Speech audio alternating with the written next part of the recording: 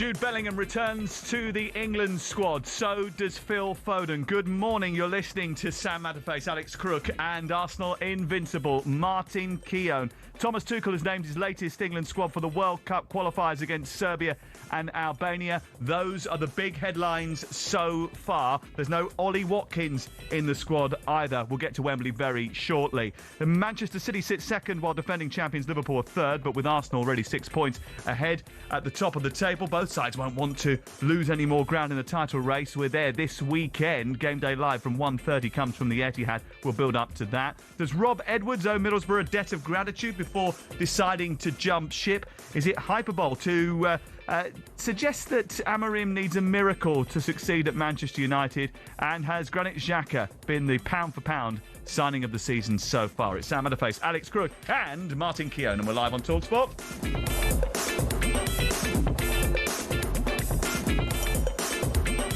Right, let's go to Wembley. Faye Carruthers is there. Some big headlines. Adam Wharton is back in. Alex Scott is in the England squad and so much more besides. Here's Faye at Wembley. Yeah, thanks very much, Sam. You mentioned all the big headlines there. Jude Bellingham and Phil Foden, as expected, back in the England squad. Big news for both of them. Jude Bellingham back in fitness and Phil Foden back in form, it seems. Alex Scott, the Bournemouth midfielder, who, of course, won the European Under-21s European Championship in the summer, has been called up to the senior squad for the first time, rewarded for some great performances with Bournemouth. Adam Wharton is back in the squad as well. He's had in and out times in terms of his England career with various different reasons, concussion, injury, etc. But he is given an opportunity as well. Nick Pope also returns, with James Trafford not really getting any senior minutes at the moment. Nick Pope, having a great season for Newcastle, is back in the fold after a period out. Let me go through the whole squad for you. Dean Henderson, Jordan Pickford and Nick Pope are your goalkeepers. Dan Burn, Mark Gahey, Reece James, Esri Konsa, Nico O'Reilly keeps his place after being recalled or being called up for the first time, should I say, in the last camp. Jarell Quansah as well, Jed Spence and John Stones. Those are your defenders. Elliot Anderson, Jude Bellingham, Jordan Henderson, Declan Rice, Morgan Rogers, Alex Scott and Adam Wharton are your midfielders. A packed midfield, in fact. There's 5 players playing in the same position, either 6 or 8 or 4, which is going to be really interesting to see how Thomas Tuchel decides that he's going to manage those players and who's fighting for that spot. And it does make you think that Jude Bellingham, therefore, is going to be playing as 10 with that so packed. Jared Bowen, Eberici Eze, Phil Foden, Anthony Gordon, who we're not sure on his fitness at the moment, actually, Harry Kane, Marcus Rashford and Bukayo Saka. So that means going out from the last squad, if you bear with me, Ollie Watkins, as you mentioned, Ruben Loftus-Cheek, Morgan Gibbs-White loses his place as well, and Miles Lewis-Skelly. And of course, Thomas Tuchel has said that he needs to make sure that players are actually playing for their clubs at the moment, and that will come into his thinking, despite the fact he had a very settled squad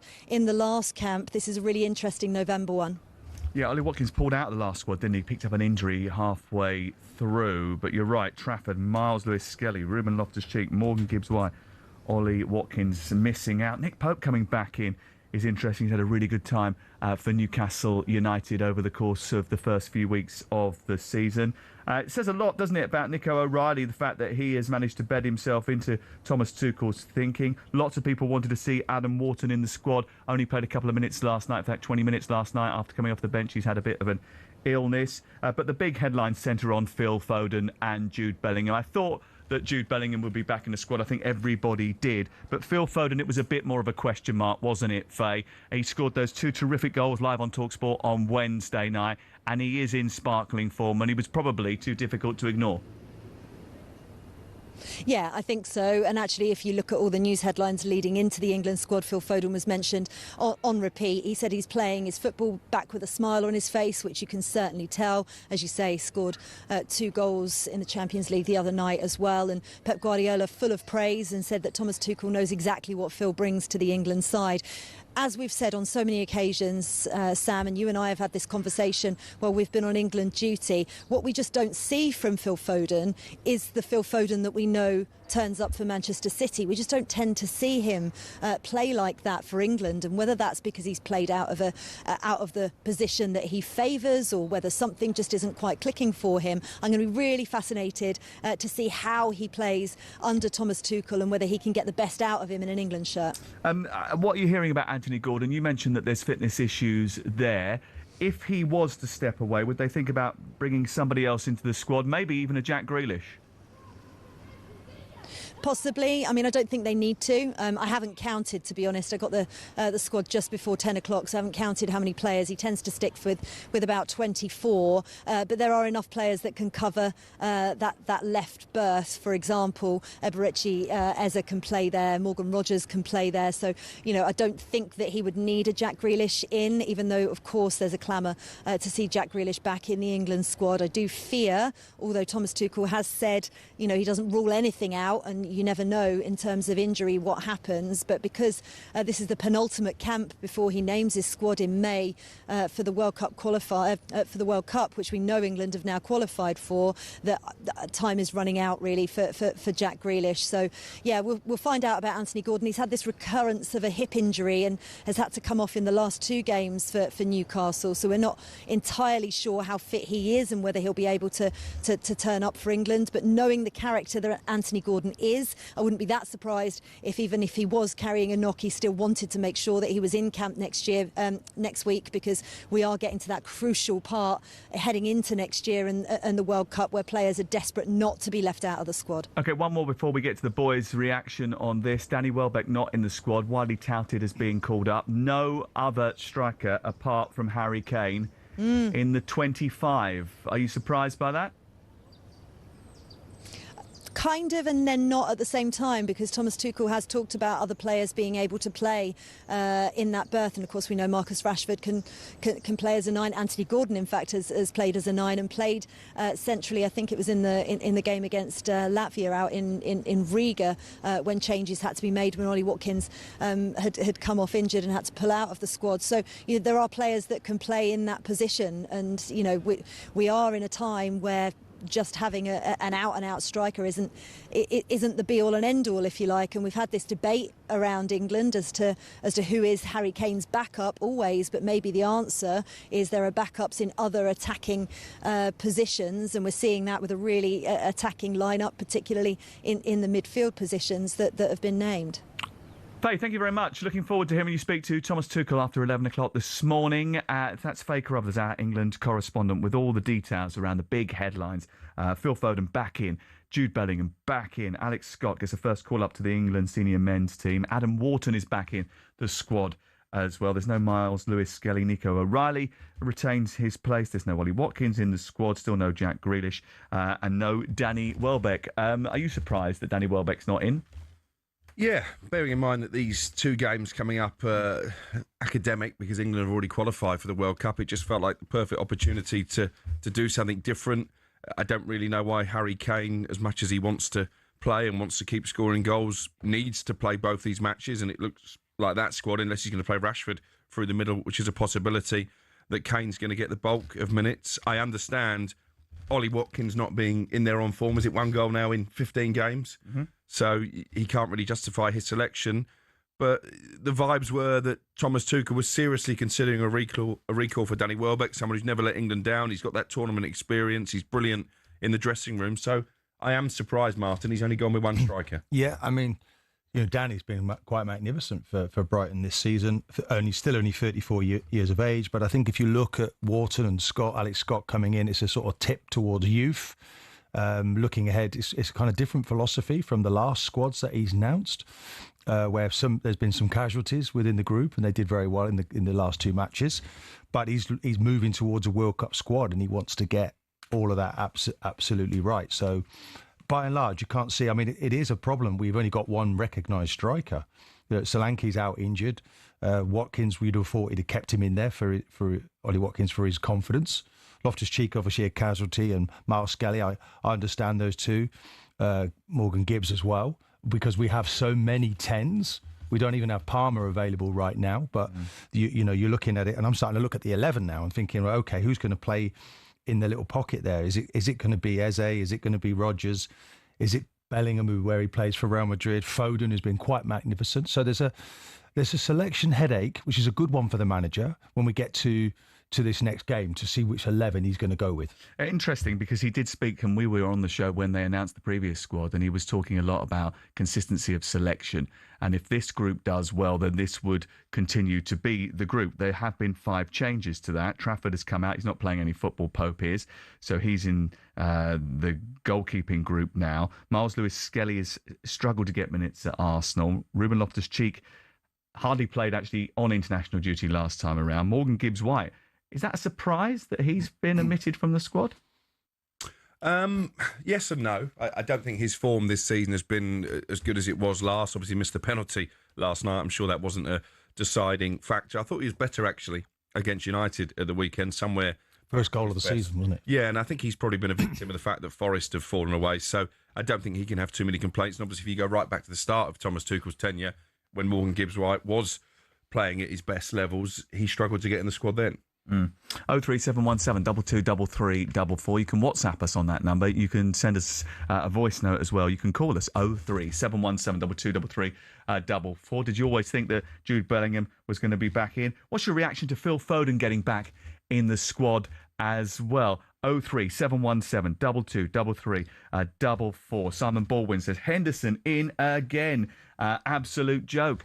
Simon, get used to it, fella. He's going to be there right the way through to the World Cup. And actually, in all fairness, Martin, I think he's been playing well enough to be considered for England with Brentford, but also because of his role as senior statesman, he's an asset to that group, isn't he? You know, look, we've got this topic later, pound for pound, signing of the season, where they didn't pay anything for him, Henderson. Came in as a free transfer, and I know you're looking at Xhaka, and I am as well, because he's been remarkable for Sunderland. They're 4th in the table.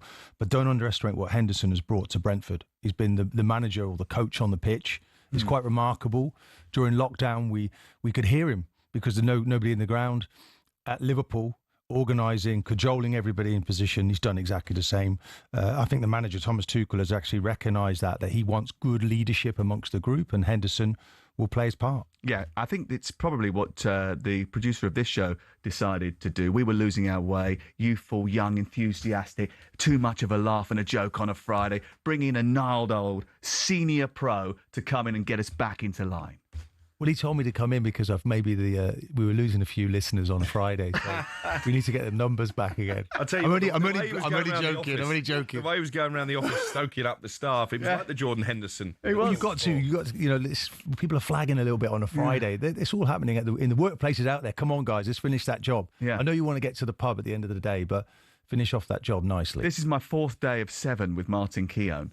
So maybe you need to lay down. Maybe I'm the one who gets a medal. By the way, do you deserve a medal today? Because I know that you got a bit of for being on time. Yeah, he was on time and he's not hungover. I know he got a little bit of a talking to this week. You were asked very nicely by the producer of this programme and the producer of another programme if you could be at your best. Oh, okay. Always at my best. Always at my best. So are you at your best? Are you feeling okay? Well, apart from still recovering from this cold that Dean Ashton gave me 2 weeks ago. It's always someone else's fault, Alex. Not your immune system, is it? The big talking points from the England squad then. 03717 223344. What do you think about Thomas Tuchel not selecting any other striker for a game, 2 games in fact, that don't really mean that much, but Harry Kane is probably going to have to play both? What does that say about the dearth of number 9s in the Premier League that England can pick? 03717 223344. Is it right to leave Miles Lewis-Skelly out of the squad, having called him in and given him his debut? He said he had a parental responsibility to Miles Lewis-Skelly not so long ago, but he's not in the starting 25, or not in the squad this time around. 03717 223344. What do you think about Morgan Gibbs-White losing his place? And no Ollie Watkins. Adam Walton is back in, though, and a first call-up for Alex Scott. But the big news, Foden is back, so is Bellingham. What's your reaction? 03717 223344. Let's get you on next.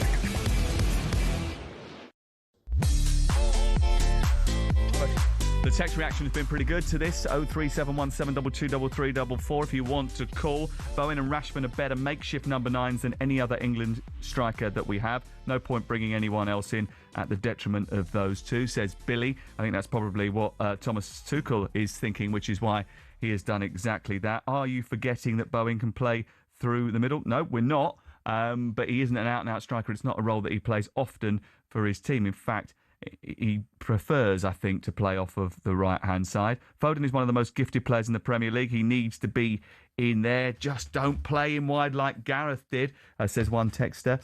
On the England squad, need of a number 9. Why not pick Harry Gray from the under-21s? He's banging them in. Mick, the Leeds fan. Very popular with the Leeds fans, but he's very, very young. Alex Scott is in the squad. He's played and started 9 of the 10 Premier League games this season. He's featured in all 10 of them for Bournemouth. He's playing very well. He's a good player. But it did come with a little bit of surprise, a raised eyebrow. So Thomas Tuchel has told us why he picked Alex Scott.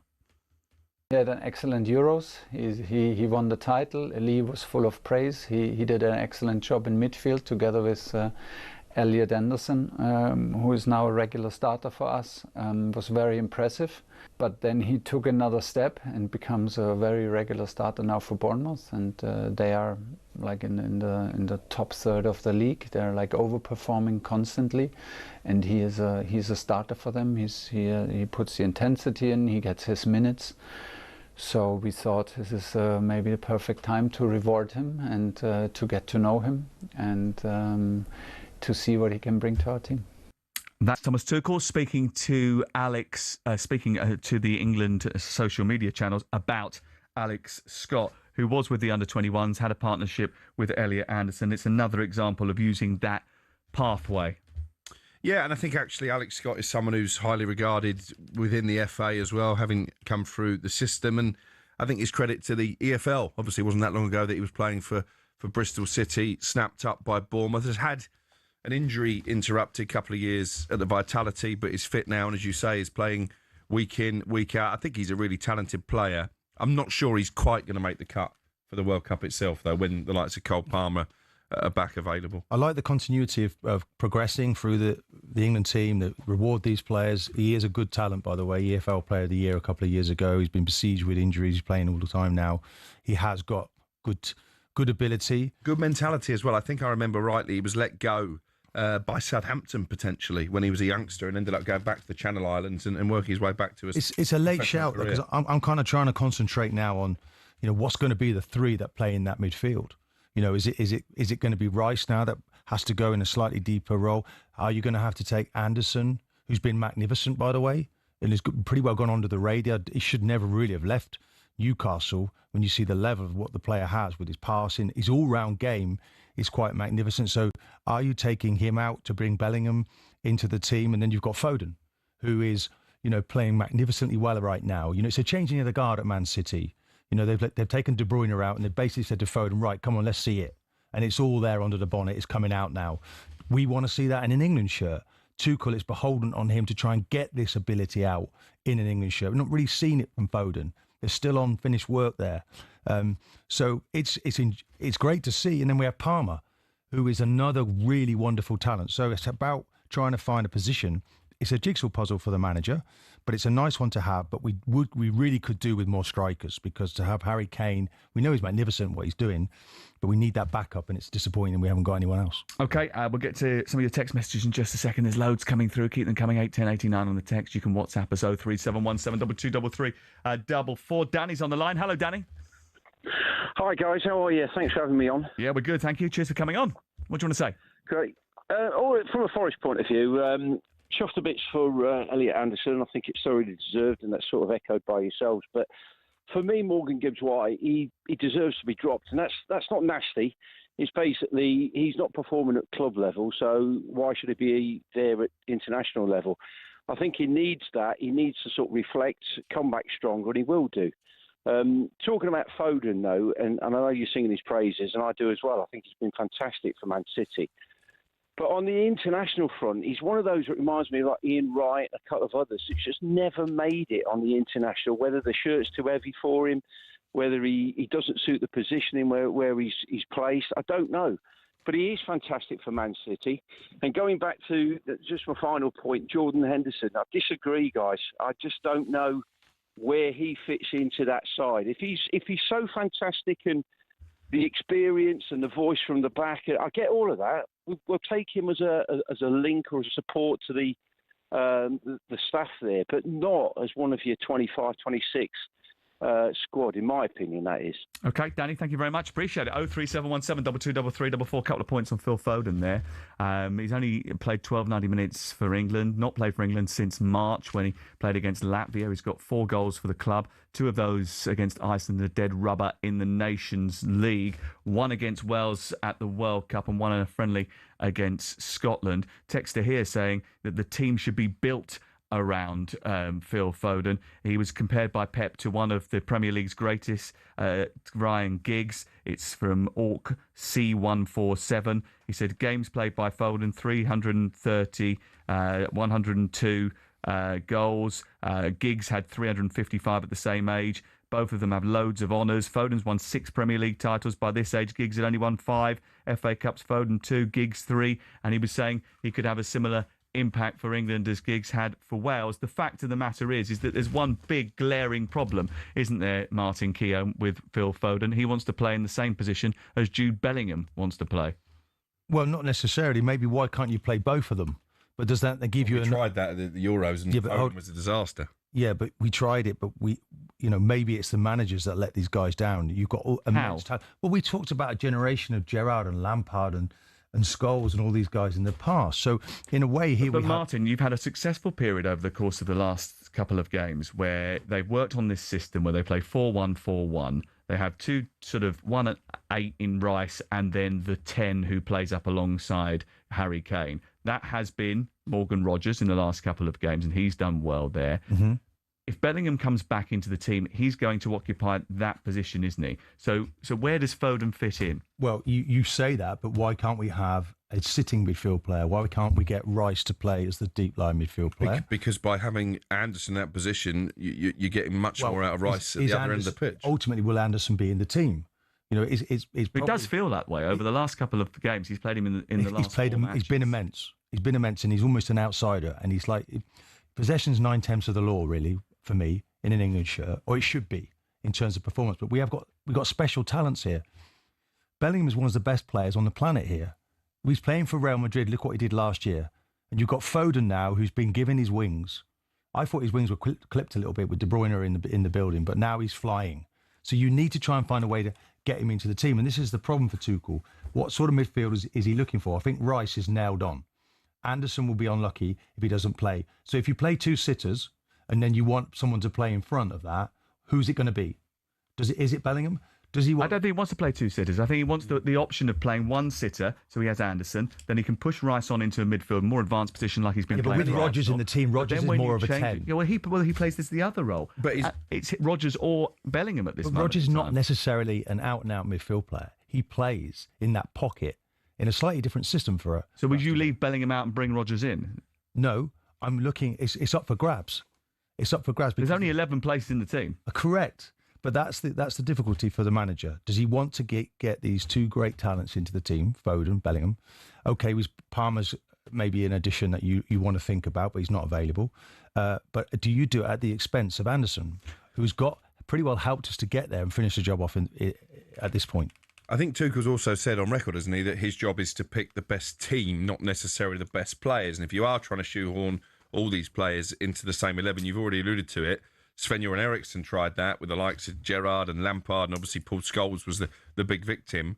It doesn't work. But would it be fair to say, Martin, that if you play that 4-1-4-1 system and you play Anderson in that sitting role and Rice a little bit further forward, right? What that allows you to do is, if you are suddenly under the cosh a little bit, you can adjust the formation really quickly by assimilating Rice a little bit deeper and playing 2 holding midfield players if you need to. If you've got Rice in there and you've got then 2 for more aggressive players up in those 10 positions, you can't bring Bellingham alongside Rice because that combination hasn't worked in a sitting midfield position. You can do anything you want, Sam. You can, but it hasn't worked so far. And Thomas has been quite clear about the fact that he's played Rice and Bellingham together in a holding role, and he didn't quite like it. Well, I think maybe there should be a little bit of simulation with what the top clubs are doing. And I'm seeing 4-3-3 from Liverpool. I'm seeing it from Man City. I'm seeing it from Arsenal. And we want them to make that simple. So you want him now, having done 4 games where he's settled on a formation, to rip it all up and start again? No. I'm looking at how can we go and win the World Cup and which is the best system to get. I think out of possession. That's what he's doing. There's an obsession with this. They're 2 different shapes, by the way. So they're 4-4-2 out of possession. Most teams are, because that tends to be the best way to deal with it. And it's about distances between the lines. It's how you then get the +1s, how you get the extra players into the middle of the pitch, and how you get the really creative players in the final third. And we have got some of the best in world football.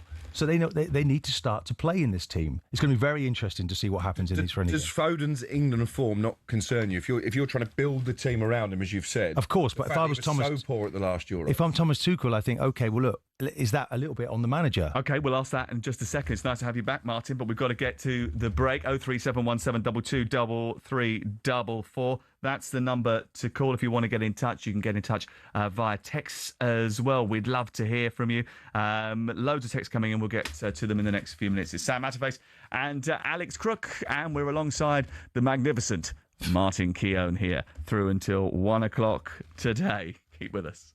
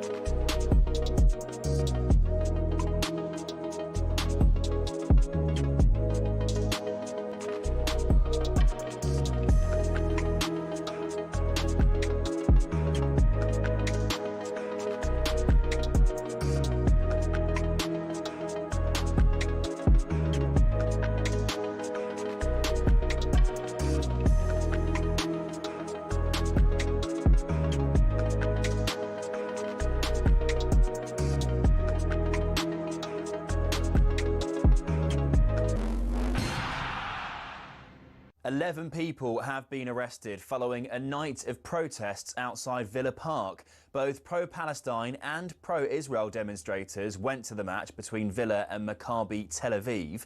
Our reporter Nick Ellaby, who was there, says officers responded well. I'd say a good result for West Midlands Police last night. There were 700 of them on the streets. I've rarely seen a place so full of police. And no problems afterwards, Nick? No, so all the pro-Palestinian supporters were sort of dispersed before kick-off, pushed away from the ground. Well, Lord Wolney is a former government advisor on political violence and disruption. He says the protests were not football related. It's about a visceral hatred of Israel, which is completely out of proportion and very different to people's views on any other conflict. On the pitch, a slightly more straightforward evening for Villa, who won 2-0.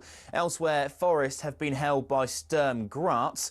Meanwhile, Palace returned to winning ways, beating AZ Alkmaar 3-1 in the Conference League. Oliver Glasner says it's all about building momentum. Winning is the most important thing in sports, in football, because you get confidence from winning. Yeah? But the Old Firm had another poor night as both Celtic and Rangers lost in the Europa League, and Aberdeen drew with AEK Larnaca in the Conference League. There's plenty more at talkSPORT.com.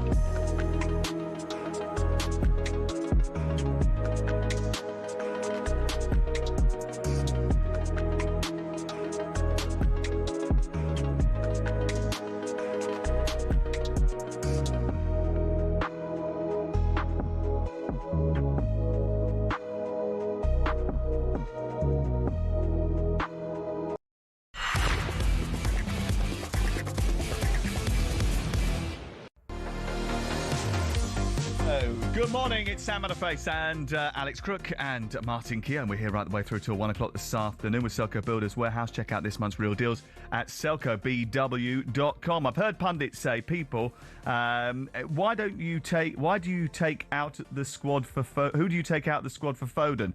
It's simple. Anybody. He is a generational talent. He should be starting in the number 10 position. Never mind be a debate for the squad. For me, it's a midfield diamond. Anderson at the base, right. Should be Rice, then Bellingham left, and then Foden at the tip with Saka and Kane up top. The midfield is rotational. That's from Simon Warrington. Morning, lads. I like the England squad, but I do think Henderson doesn't need to be there. Should have a striker instead of him. Also, are you worried about the lack of quality at left back we seem to have right now? From Josh in Luton. Yes, a few text messages actually suggesting that maybe Tyreek Mitchell deserves a call-up. Lewis from Arundel says, well, what does this mean for Palmer? Well, Palmer's injured at the moment, and that groin injury is sticking around for a little bit too long.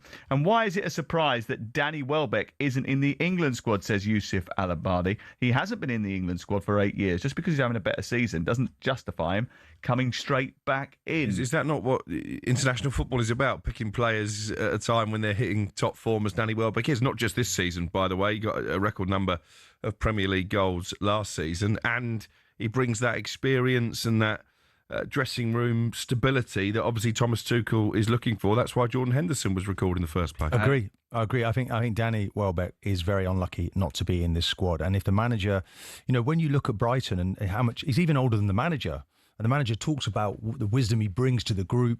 He's a great guy, Danny Welbeck. We're not getting close to many of these pros these days. He's one player that I do know.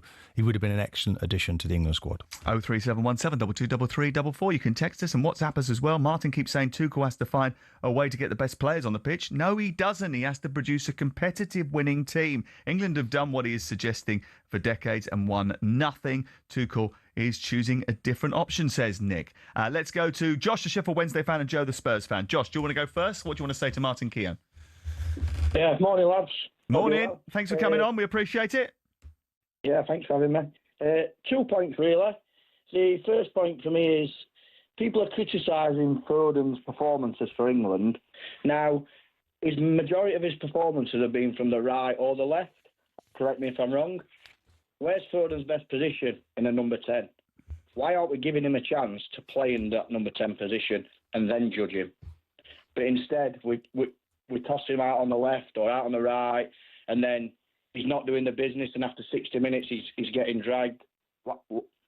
Why is this becoming a regular occurrence. It's a numbers game, isn't it? Isn't it, Josh? Because ultimately, Phil Foden plays in a position where Cole Palmer wants to play, where Morgan Rogers wants to play, where Eberechi Eze wants to play, where Jude Bellingham doesn't play. And if you don't deliver, Martin, immediately, then one of those other players, big name players, he's going to get a chance. No, I mean, look, Josh is right to a certain extent. I think he was asked to play as a right winger, and I don't believe he's a right winger in an England shirt. He has to be. He's a game controller, and he needs to be in a central position. He's proving that now. He has to prove it, though, under Tuchel, within his squads. So I expect him today to be given that opportunity in the next couple of friendlies to play in that role, probably to the right of Declan Rice, who I do feel will sit slightly deeper, but they can become a two with one in front. It is flexible enough to be able to do that, Sam. And these are top players. Now, Bellingham is another one who hasn't quite played as much football as Foden, who also deserves an opportunity to come into that midfield. And I think you can still do that. You can still have three up top. You can still pin their fullbacks back with Gordon and Saka on the wings and Kane down the middle, with these three in midfield with Rice sitting. But it's Anderson as the player that I feel for. And that's what he might want to do. He might want to keep more stability at the foot of the base of the midfield and play Anderson and Rice. So one of them is a victim. One of them doesn't get to play. It's so difficult, isn't it? Because you look at these two games and yet they're qualifiers in name only. They're going to beat Serbia and Albania, whatever team he puts out. It's still ultimately Thomas Tuchel's tenure, bearing in mind that the number of teams at the World Cup and the number of sort of smaller nations they're going to end up being paired with in the group stage. It's going to be judged on one or two games in the knockout rounds. And it's very difficult to prepare a team when you're facing weak opposition every time an international break comes around. But when that game comes around, that game will be in the knockout stages of the World Cup. And by that point, what he wants, I suppose, is to know that he's got everything in his toolkit to change a game if it's going against him at that moment. Because there's a difference between Anderson controlling games against Latvia and controlling games against France in a World Cup knockout match. Yeah, but he might have two 11s that he can play. He can just change that midfield around, and we understand. You know, when we won the World Cup in '66, Jeff Hurst came into the thing. Jimmy Greaves was the centre forward. Sometimes there has to be a little bit of a casualty. Jimmy Greaves was a magnificent striker, but in the end, he wasn't deemed to be enough of a team. Well, that's what we were sort of talking about earlier with one of the texters suggesting that it's not about getting these players into the team, it's about getting the best team on the field of play. Joe is a Spurs fan. Hello, Joe. Morning, chaps. You all right? Yes, thank you very much. You're through to the boys. What do you want to say? Just a couple of things. On the Henderson thing, everyone keeps getting annoyed every time he's picked. Everyone's just got to accept he's going to be in the squad. Mm-hmm. Save your breath. I haven't got an issue with it. Every squad, I said to the guy earlier, your colleague, that there's 26 players in the squad. Every single tournament, there's 4, 5, 6, 7 players that never get a game. They never get a minute. So does it really matter if Henderson is one of those players? There's always players that don't play. Unless you get a dead rubber game at the end of the group stage, there's always players that don't play. I haven't got an issue with it. I don't think he's the best midfielder in the world anymore. Well, he never was, but it's fine. Get over it. He's going to be in the squad. Just move on. Stop getting annoyed every time he's picked. It's going to happen. And on the striker thing, I am surprised about Welbeck. I think it's a bit odd because obviously on the Henderson subject, it's quite a similar thing, right? He's an older player and he's playing well at the moment. I would take Welbeck. I think we've got to take two strikers at least, and I'm sure he will when it comes to the summer.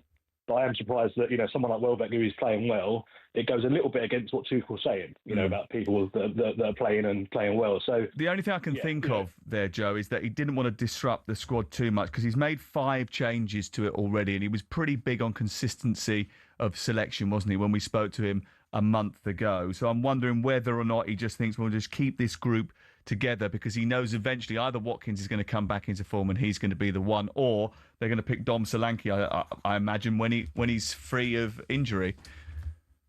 Yeah, that's a good point. That's fair enough about changing the squad too much. But I just think for these 2 games, if Kane does get a knock, Tuchel wants to play the same sort of certain amount of players. You want to play a proper striker every time. You don't want to move it around too much. But I take your point. About too many changes. If we needed to win those 2 games, it'd be interesting, Joe, what squad he would have picked. Joe, thank you very much. Appreciate your call. 03717 223344. Let's ask Thomas Tuchel why he picked Jude Bellingham and Phil Foden, brought them back into the squad, because he's been speaking on England's social media channels in the last few minutes. big names, big personalities, big talents. It's excellent to see that both of them are in rhythm, both of them are in form, in shape, both of them are contributing goals for important wins for their teams. It was a no-brainer to pick both of them. We will have central roles for both of them to bring out the very best, and so happy that to have them back, happy to see them smile, happy to see them fit. This is the foundation to be selected, and from there we go. 03717223344. We are going to return to England at the top of the hour when we hear from Thomas Tuchel. We'll hear his press conference at 11 o'clock. I think a few of us got concerns about that left-back area. We did have a text about it earlier on. Good. Big shout-out to Nick Pope as well, who's back and playing well for Newcastle United and back in the squad. I think Livramento will end up going to the World Cup if he's fit, and I think he may well end up playing left-back. Spence played well when he was in there the last couple of games. 03717223344. Give us a shout. We want to hear from you. Thomas Tuchel's going to be on the programme as well. Martin Keon is here. I've got a great story about Martin from this week. We had a good time, didn't we, in Prague together? A little romantic trip. We did, fella, yes. Spent a lot of time, more time with you than my wife this week. Who bought dinner? Well, you know the answer to that. Yeah, you do know the answer to that. Who bought dinner? It was paid for by... Who was it? It was paid for by the broadcaster. Who bought your lunch? Actually. Who bought your lunch? Who bought your lunch? Pass. Who bought your lunch? Oh, give up. He's obviously spent too much time with you because he's already realised you're FA Sam. He thinks you're going to pick the England team. Yeah, he's part of the FA, isn't he? Oh, God. You can't do this and you can't. You can do whatever you want as a manager. You can. Rigid. You're too rigid, Sam. Come on, open your mind out. 03717223344 is the number to call. It's Sam Matterface, Alex Crook and Martin Keon. We're here right the way through till 1 o'clock this afternoon with Selco Builders Warehouse. Check out this month's real deals at selcobw.com.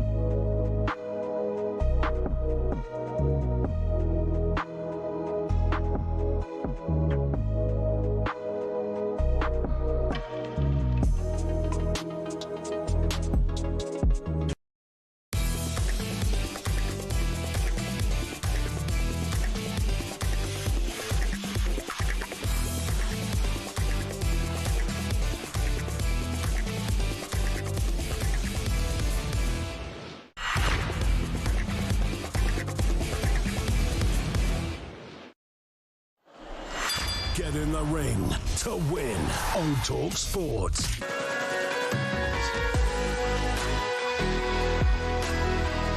We've got a new prize up for Gabs, and it's an absolute knockout. We're giving you the chance to win 2 tickets to the highly anticipated rematch between Chris Eubank Jr. and Conor Benn. It's at the Tottenham Hotspur Stadium. It's next Saturday night, Saturday the 15th of November. The prize includes 1 night stay at a 5-star London hotel, lunch with Martin Keon, plus £5,000 spending money to make it an unforgettable weekend. It's all right, we won't really make you go for lunch with Martin.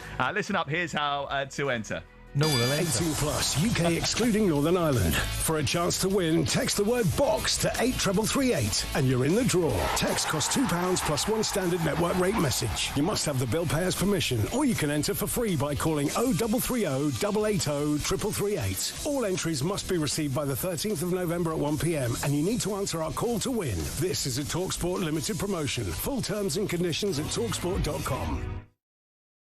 Only got a few minutes because Thomas Tuchel is speaking to us at 11 o'clock this morning. Let's have a quick review of some of last night's football. Both you two boys were working on the Nottingham Forest game last night. How did they perform, Martin? Well, in view of the 7 changes that were made, it was quite a tepid performance. So I think Sean Dyche should be reasonably happy. He'd be concerned, though, with the fitness of McAtee, particularly, who came into the game, big game for him tonight, and the centre forward as well, Kalazu Moendo. Kali Moendo. Yeah, just totally static, didn't seem to have the energy. So you kind of look at it, he's inheriting issues before he got there. Players not working hard enough in the training, not regular players, and then Gibbs White. Is that a byproduct of having too many players, do you think? Maybe too many managers. I mean, there are 3 managers in now, and Sean Dyche has only been there 2 weeks. It's half the time the previous manager was there. So there's a lack of stability. Nuno was a fantastic addition. Everyone was suffering a little bit because they lose such a good man in the building. Look at what they achieved last year. A new guy comes, Ange, and no one's really grasping what he's trying to do. Obviously, the work ethic's not there, and Sean Dyche he is putting back the foundations. So that was a decent point for them. But it was, as a Forest fan, you weren't particularly entertained, and there was nothing there really to inspire you when the usual 11 are not available. There's not much behind. Is the only thing that they can sort of hang their hat on from that game is they got another clean sheet in Europe?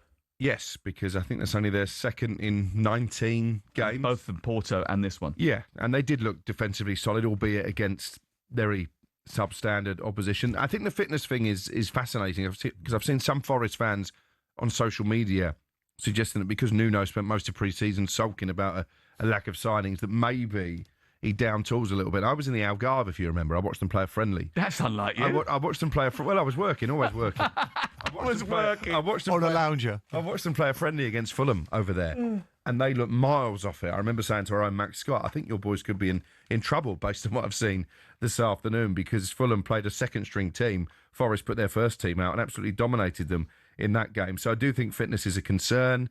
James McAtee comes in for a rare start, and I thought he was really underwhelming. The goalkeeper makes only his second appearance and did his best to give Sturm Graz a goal. So it shows that they've got a lot of players, but some of them at the moment, and Martin's already alluded to Kali Moendo, are not up to speed.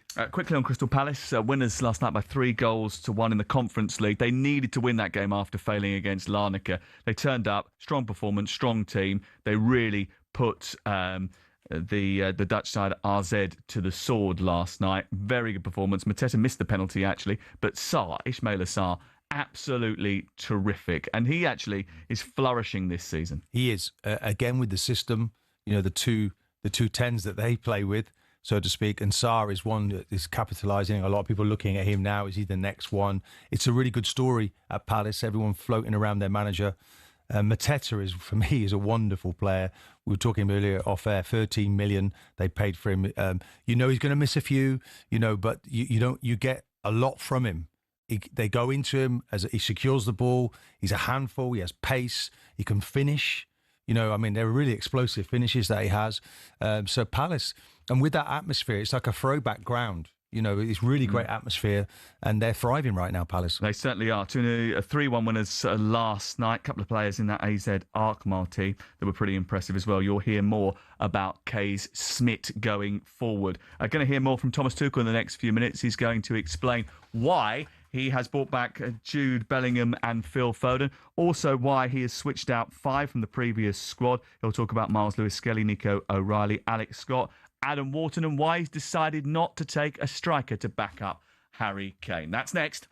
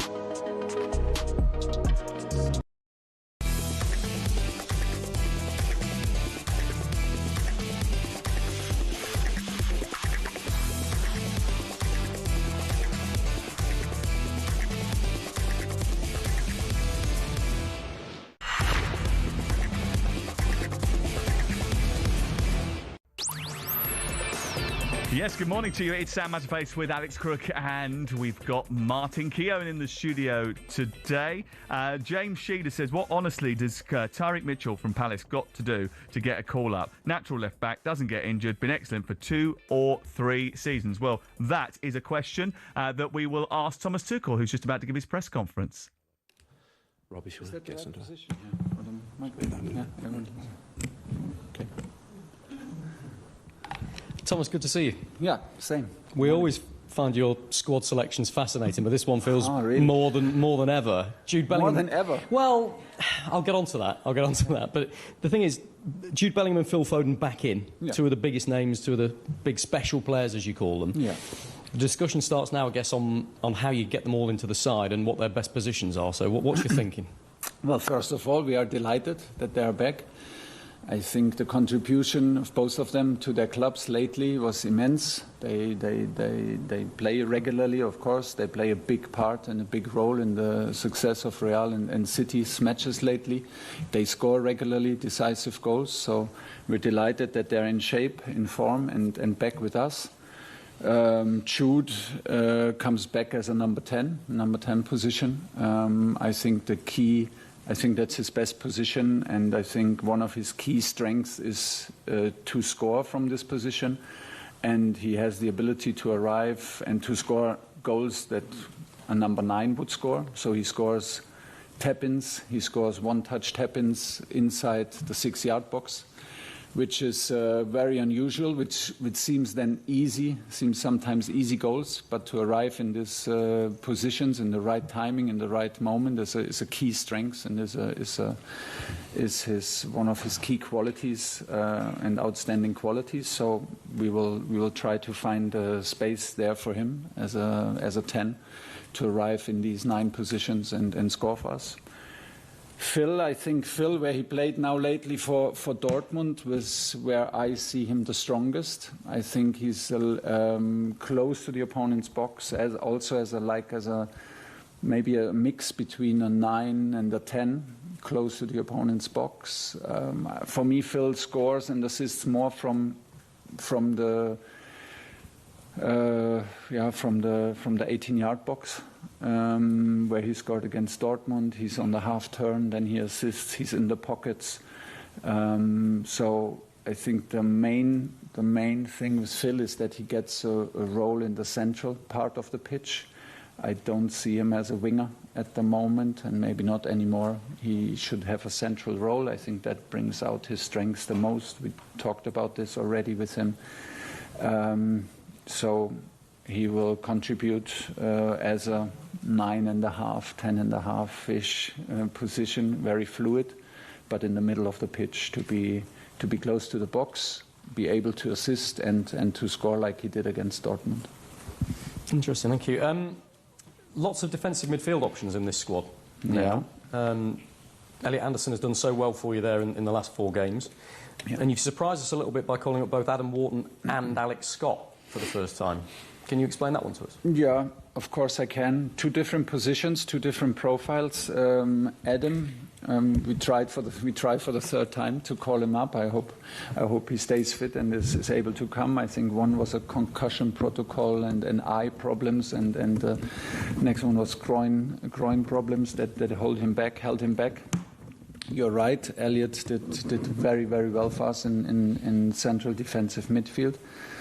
But he suffers a little bit from he plays through pain and discomfort at the moment.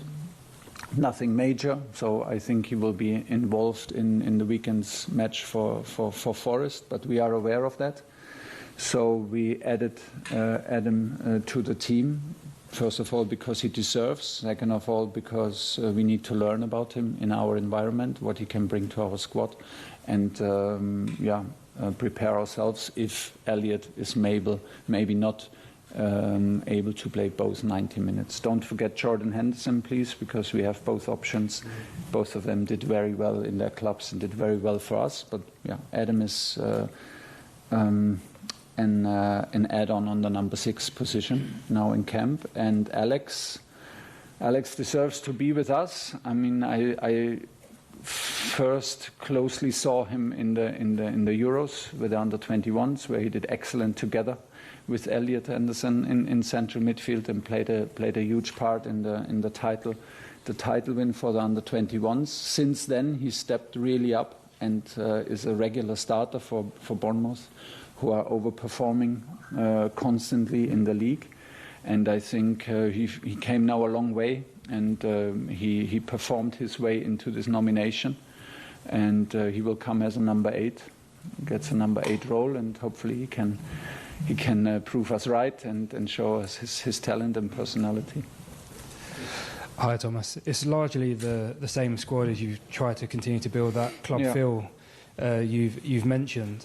Do you say to the players directly, this is who you're up against, players both in and out of the squad, this is the player you've got to do better than? Well, it's not up against, because I truly believe that we in international football we should work as a team, and we should even, like, if we compete for a position, we should still support us. And the players should bring out the best in this situation of concurrence. But in terms of clarity, the players know in which position we basically plan with them. It will never hold us back to change in matches. It will never hold us back to react to training performances or to slight injuries. For example, if you remember the last match against Wales, we then put Ezri Konsa on a right fullback position and played with Mark and John in the central defence, and Ezri came into camp as a central defender. So this is always possible, because some of the players have, of course, the profile to be available on more than just one position. But in terms of clarity, the players know where they are competing and where they need to perform and whom they need to outperform to be in the squad. Yeah. And Miles Lewis-Skelly has dropped out of this squad, you said last time. It wasn't enough just to be a good teammate, it was just a case of lack of game time at his club. Yeah, Miles was a very good teammate and played for us in last camp in the qualifier in Riga. So was Ruben Loftus-Cheek, so was Morgan Gibbs-White, so was James Trafford. But I said last time, there's also a component to it that it is about competition, it's about performance, and the door is always open for guys who perform on a regular level and on a high level. So yeah, Miles and Ruben, Morgan Gibbs-White got outperformed from Nico, from Alex Scott, from Nick Pope, and from Jude, and in their positions. And yeah, door is always open. Miles simply needs more starts, more minutes. We selected him the last camps despite his position at Arsenal, but now came a time where Nico O'Reilly had so many starts in his position, so he's slightly ahead for this camp. Hello, Thomas. Hi. What conversation did you have with Jude Bellingham coming back into this squad? You made it very clear you've given him the 10 role. Is it nice to then be able to give them that precise direction in terms of coming back into the squad? And is it good to have given him those international breaks off to keep him fresh coming back in? Yeah, I guess so. That was the decision for last camp, and he accepted the decision. And he did what he does best. He competed on the highest level, and he showed that he deserves and has to be in the squad. So that's why he is in the squad. I will not reveal my confidential and private conversation with players here in public, but I think it's not a surprise for him to compete for us on the number 10 position. I think he knows from me, and I think he sees himself as a number 10. Like I said, I feel that his key strengths from the number 10 is to find number 9 positions, and that he has this hunger and determination to score. This is what we see now for Real Madrid, and hopefully we see it next week for us. There was a lot of noise around him in the last 2 camps. How have you assessed how he's reacted to that? He's achieved a lot in his career, but he's just 22 years old, a lot of his private life going on in the background as well. It's been probably a difficult past month for him in terms of his career and his life. How's he handled it? Has the reaction been good from what you've seen? Yeah, amazing reaction, like in performance-wise, amazing reaction. And you're right, there's a lot of things going on. We're always here to help. We're always here to support. We're always here to be stable for him. There's no doubt about that. He is still young. If you look at his career, it feels sometimes he's 26, 28, but he's still a very young player. And he has our full support, and we want to provide a stable environment for him that he can show the level of performance that help us to be a better team. Hi, Thomas. Ollie Watkins has been omitted from this squad. He's been a big feature of your previous squads. Could you explain why Ollie won't be with the squad this time? And also, I know that some England fans are concerned that he hasn't been replaced with another natural number 9, if you like, and a little nervous about what might happen if Harry Kane was to be injured. No one needs to be nervous. We have a lot of good strikers. Ollie is one of them. We just understand, we understood, and we could observe it when we watched Ollie closely, that he is playing through discomfort at the moment, and it simply didn't make too much sense to bring him into camp in this condition. We then opted for the option to give him this break to get treatment and to be back in full physical capacity and in best shape, and then fight for the place again in March. We don't have this clear number 9 profile now behind Harry. Harry is the number 1 at the moment and a very complete number 9, of course, for us. But I think given different game scenarios, like I said, Anthony Gordon played there for Newcastle. Marcus Rashford plays there for Barcelona. In a match where we find, in a game scenario where we find maybe a bit more space behind the last line, this could be very valid options with a speed. And I think Phil can play a very fluid number 9 for us in this camp. So I think we have enough options to be dangerous. Jude comes back, who shows up regularly in 9 positions. So I think we will be able to create chances and convert them. And how do you see your team selection and your use of the squad for these 2 matches? Obviously, we have qualified for the World Cup, but the strong, explicit theme of the last camp was more of the same, and the same starting 11 broadly being trusted to keep developing those relationships. But with the new names and the big names coming back in the squad, and others as well, how do you see these 2 games for you in terms of selection? It's the same. It's the same headline. More of the same, please. Building and building on what we already built, and come with the same energy. We would have selected the same team if we needed both games to win. If it was a playoff to qualify for the World Cup, I would have selected the same team. This was basically the headline for us in the nomination process. Gave it a lot of thought. If the fact that we are already qualified should change this process of selection, we agreed within the staff and in these discussions that it should not. We see these 3 camps as a chance to grow close together. The September, October, November. We said this before, and why would we change that? Just because we are already qualified.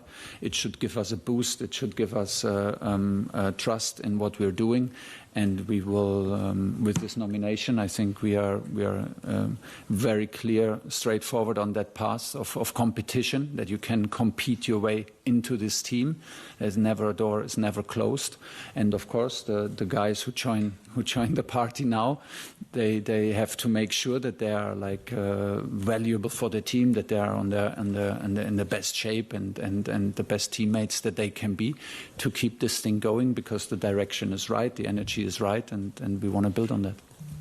Hi. That's Thomas Tuchel speaking to the media after announcing his squad, and I have to say, it is refreshing that when you ask him a question, he gives you a very detailed explanation as to why he has made each and every decision. And I thought there were some fascinating answers in there, quite clear on making sure that every single player in the squad knows the position that he wants them to compete in. Doesn't mean it's going to restrict him as to where he plays them, but actually, it's good to give clarity as to where the players are going to play. He talked about why he'd called up Phil Foden, where he sees him as a player in a central role as a 9.5 and a 10. He even mentioned he could be an option as a false 9. He explained why Ollie Watkins was not in the squad, because he's suffering with some discomfort. He revealed that Elliot Anderson is playing through pain as well.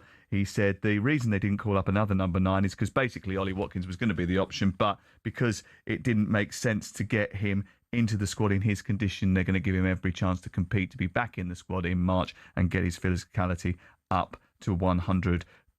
He talked about the other options there, but the key line for me was right at the very end. If it was a playoff for the World Cup tomorrow, I would have picked exactly the same squad. We see it as a chance to grow, and I want everybody to know you can compete your way into this team. Your reaction, please, to Thomas Tuchel. 03717 223344 81089 on the text. We want your text, your voice notes, and your calls on what he said next.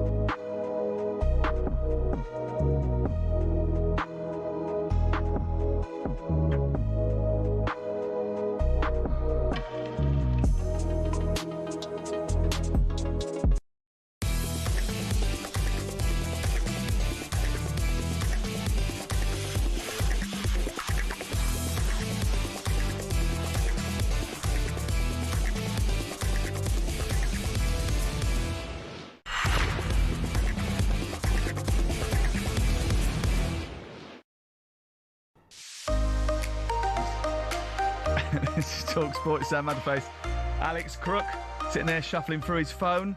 Is there any reason for that? Is there some breaking news? I bet there is some breaking news. I can see it. I can read it on your face. Well, there is. Do you want to do it? Because you're gonna get some stick for it. Go on, come on. Hopefully, I'm not going to get some stick. Yeah, you are. I can see you, mate. Rob Edwards has Middlesbrough have cancelled Rob Edwards' press conference. He was due to face the media at 1 o'clock this afternoon. They take on Birmingham in the Championship this weekend. We know that Wolves had an official approach to speak to Edwards, rejected by Borough yesterday. Now, I'm trying to get to the bottom of why this press conference would be cancelled, but the obvious assumption is that something has moved forward and Rob Edwards is set to replace Vitor Pereira at Molineux. It might be tonsillitis. You don't know.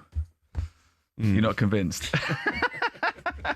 One's convinced. I know you want to get into that later. I do want to get into that because I don't understand it, but we'll get into it in just a second once we get more confirmation about that. 03717223344. What does that make you feel? Wolves fans and Middlesbrough fans as well. Rob Edwards possibly, certainly not turning up for his press conference today. That press conference, which was scheduled for 1 o'clock, has been cancelled. So many questions to ask about this squad.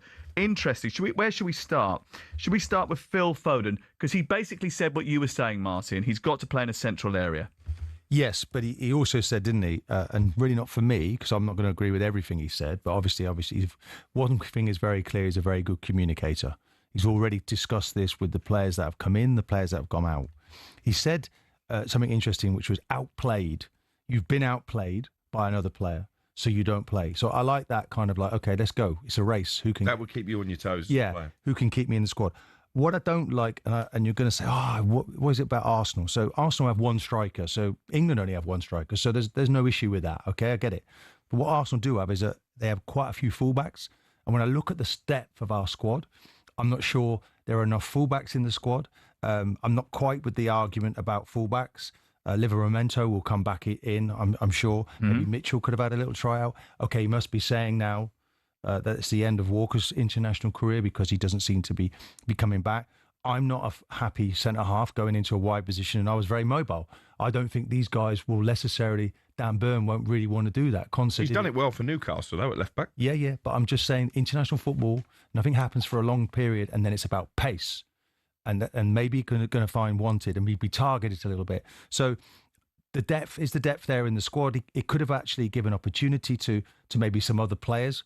People are talking about Henry at Brentford, Mitchell we just discussed. So, no, by and large, I like what he's saying, but maybe there should have been an opportunity for another striker to come. But do you think the reason he hasn't called up Henry, the reason he hasn't called up Mitchell is because he knows that ultimately he will bring Livramento, possibly Hall back into the squad, and therefore a big call. I'm not sure he's ready. He doesn't want to disrupt the group. There's no point in bringing someone in only to tell them, actually, by the way, when these two are fit and up to speed, they're in. All I would say about that is that in both cases, and particularly actually in the case of Livramento, he's had quite a few serious injuries now, quite early in his career.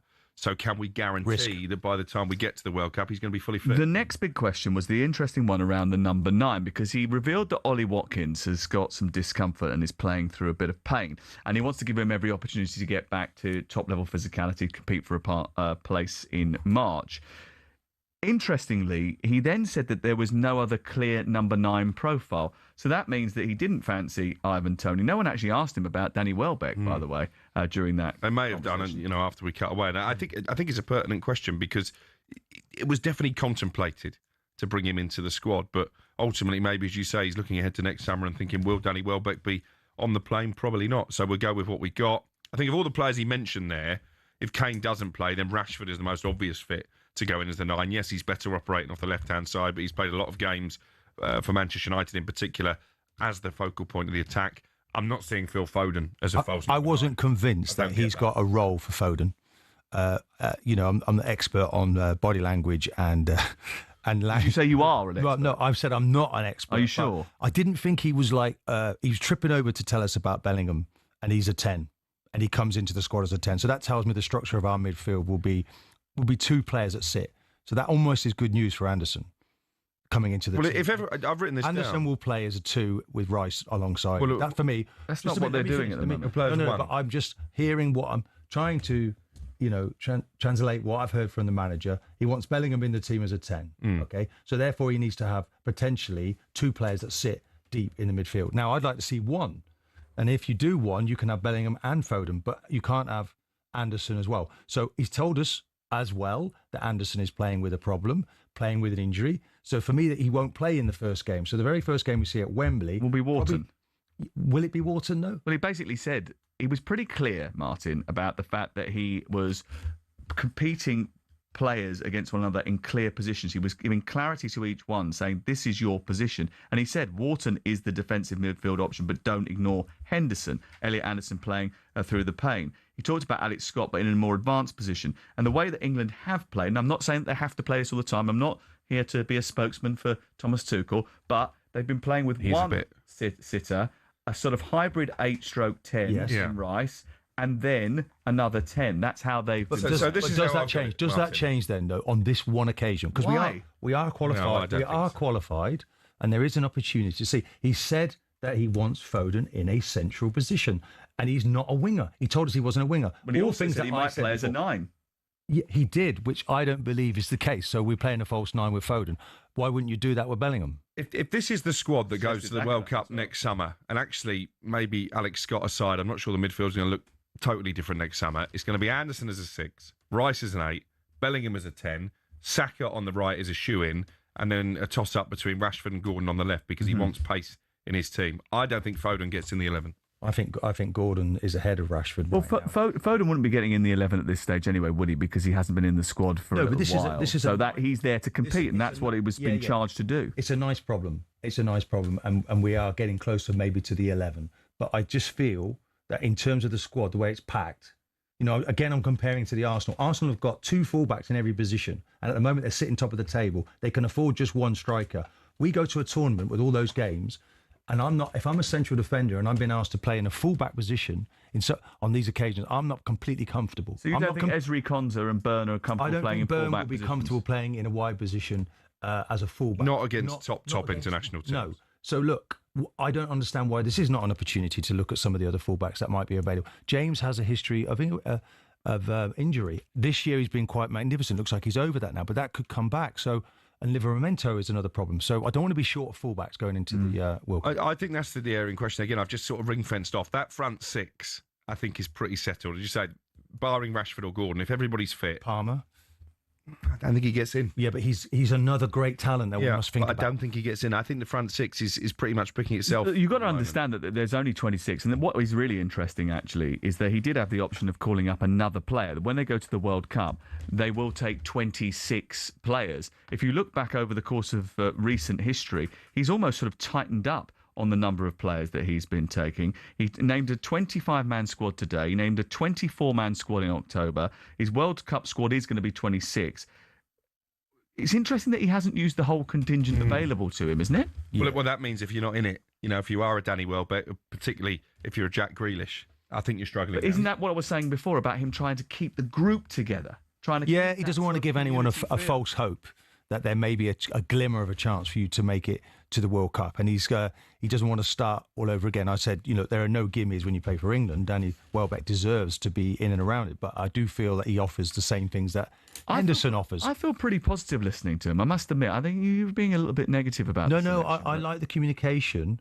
I'm just concerned about some of the personnel and the rationale for his thinking in terms of defensively, comparing it to some of the top teams in the Premier League right now and what they carry through a Premier League season. I know it's not a Premier League season, but nonetheless, there's a lot of games in this World Cup. So refreshing to hear an England manager with a clear system, clear plan and principles. It's also reassuring to hear that he will play players in their correct positions and not enter a tournament with makeshift positions or cramming in the big names. Simple answers to simple questions, such as Foden is a number 10 and that way will play a proper winger. Gary in Tewkesbury, 03717 223344. It's Sam Matterface, Alex Crook and Martin Keon with Selco Builders Warehouse. Check out this month's real deals at selcobw.com.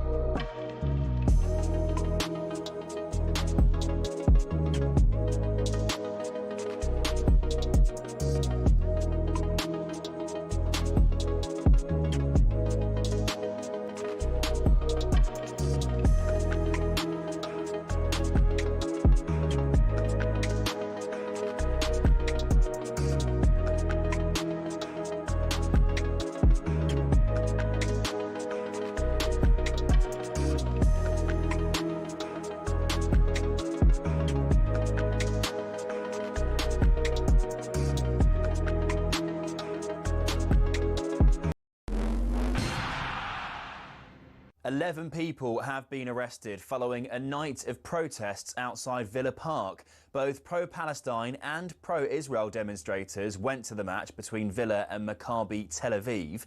Our reporter Nick Ellaby, who was there, says officers responded well. I'd say a good result for West Midlands Police last night. There were 700 of them on the streets. I've rarely seen a place so full of police. And no problems afterwards, Nick? No, so all the pro-Palestinian supporters were sort of dispersed before kick-off, pushed away from the ground. Well, Lord Walney is a former government advisor on political violence and disruption. He says the protests were not football-related. It's about a visceral hatred of Israel, which is completely out of proportion and very different to people's views on any other conflict. On the pitch, a slightly more straightforward evening for Villa, who won 2-0. Elsewhere, Forest have been held by Sturm Graz. Meanwhile, Palace returned to winning ways, beating AZ Alkmaar 3-1 in the Conference League. Oliver Glasner says it's all about building momentum. Winning is the most important thing in sports, in football, because you get confidence from winning. Yeah? But the Old Firm had another poor night as both Celtic and Rangers lost in the Europa League, and Aberdeen drew with Ike Larnaca in the Conference League. There's plenty more at talksport.com.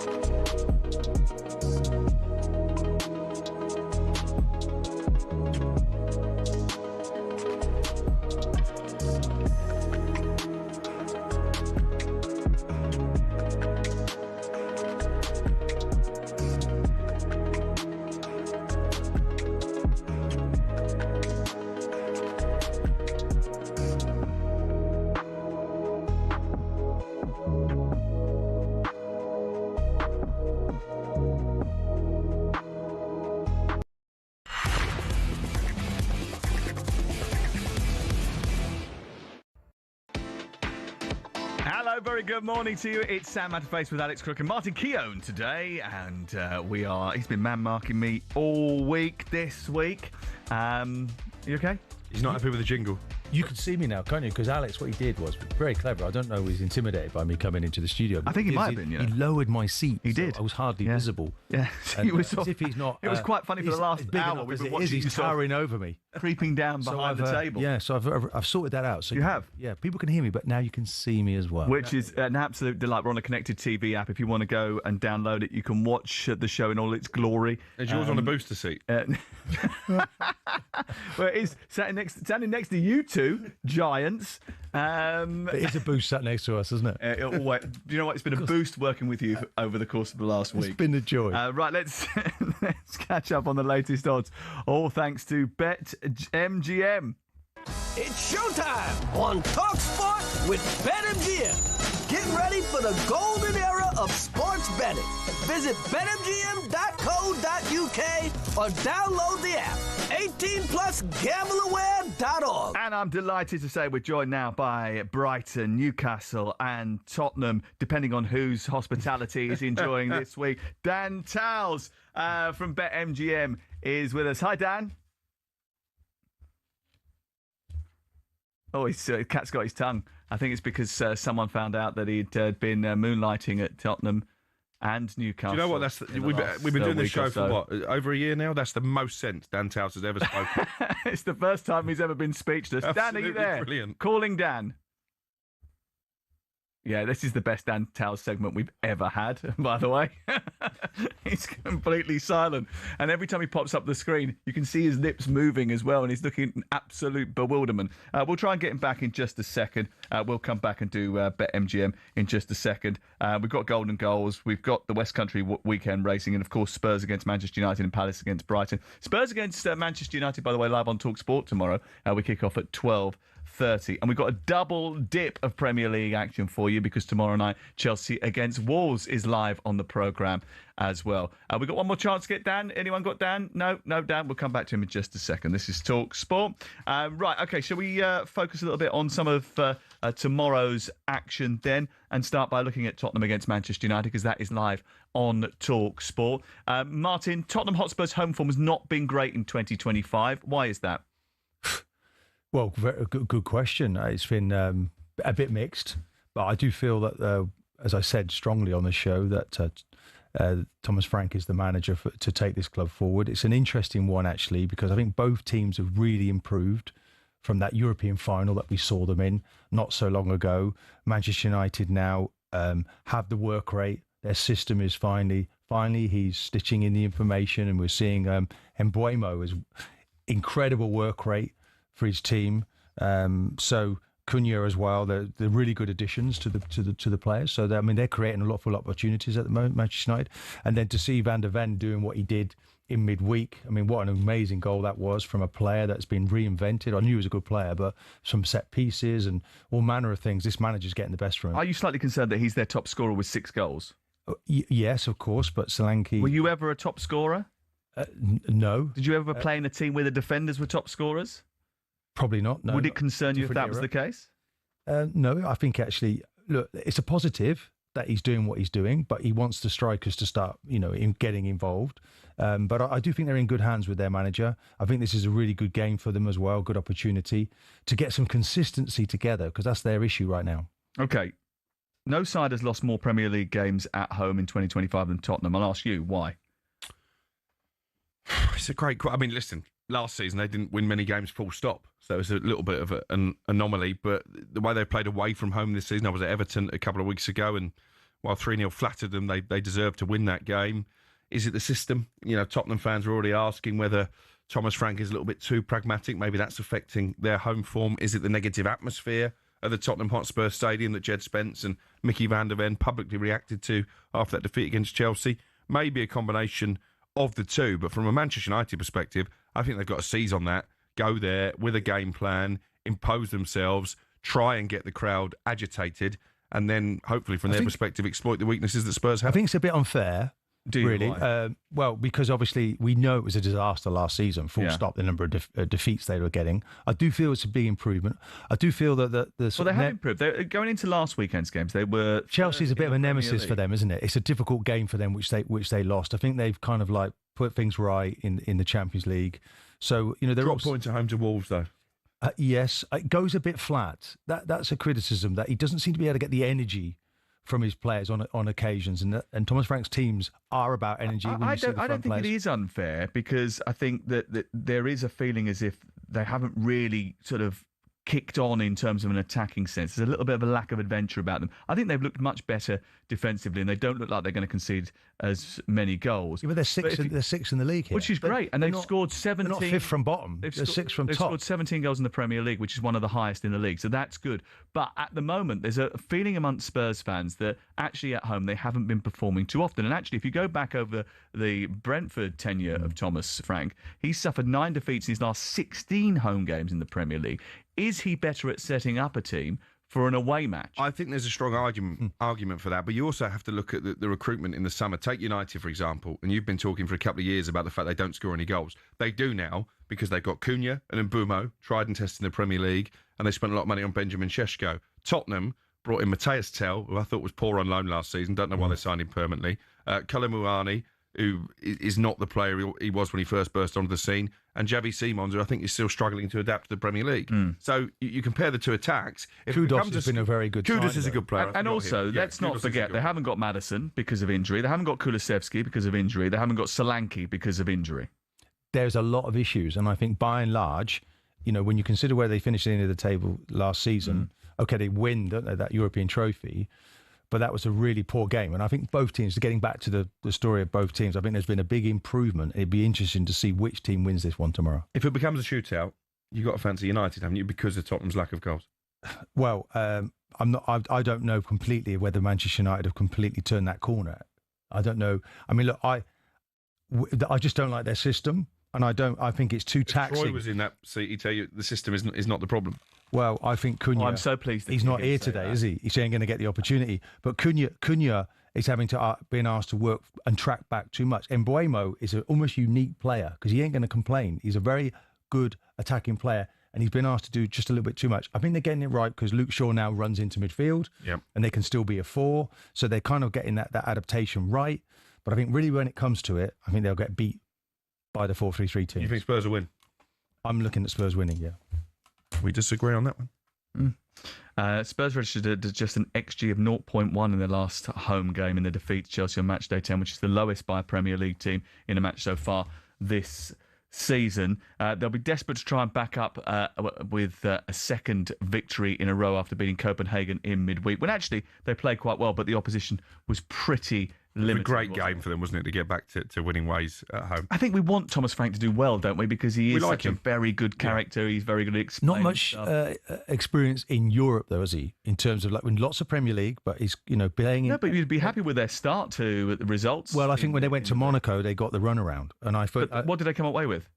Yes, but somehow... They got the runaway when they went to Bodø Glimt. Their goalkeeper was their best player. And they still came away. Yeah, with that's right. So I think there's a resilience there. He's still learning in Europe, and I think by and large, he's a pretty good learner. When he was at Brentford, he would flip-flop between a back 4 and a back 5 to deal with these sorts of situations, but he hasn't done that at Spurs. He's going with the 4 every game. Is it because, actually, he's coming to a team that were conceding so many goals and that were falling apart every time they ended up coming up against half-decent opposition, and he's just made them a little bit more resolute, and actually, in order to do that, he's had to sacrifice a little bit of it. Yeah, but the year before, let's look at last year, okay, it was really bad, but the year before, they finished 5th. So this is a bit of a yo-yo team here. So it was capable. They were in the building. Pretty much all these players were in the building, and it was the season after Kane had left. It helps that Mickey van der Ven is fit.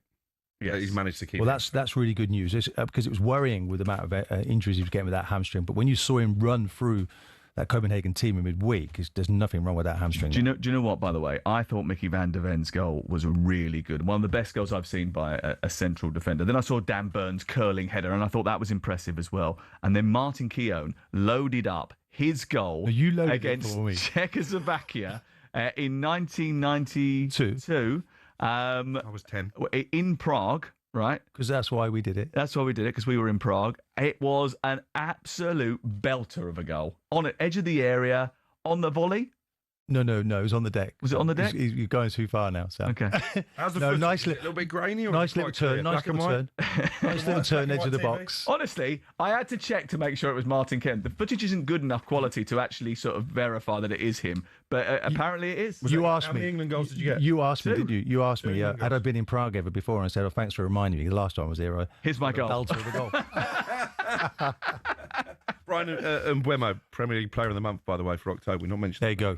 Congratulations to him. I mentioned him twice. Well done. This is talkSPORT. You're not listening. It proves you haven't mentioned him. Why? Because he's on his phone. Of the month. He's on his phone. That's why. Because he's too busy sitting there texting Rob Edwards, telling him what to say at his press conference that's been cancelled. He's the some part of his phone at the moment. Come on, think yourself. You don't have to look at your phone every 5 minutes. This is talkSPORT. It's Sam Matterface, Alex Crook, and Martin Keon with Serco Builders Warehouse. Check out this one's real deals at sercobw.com. I know I'm in trouble in this break.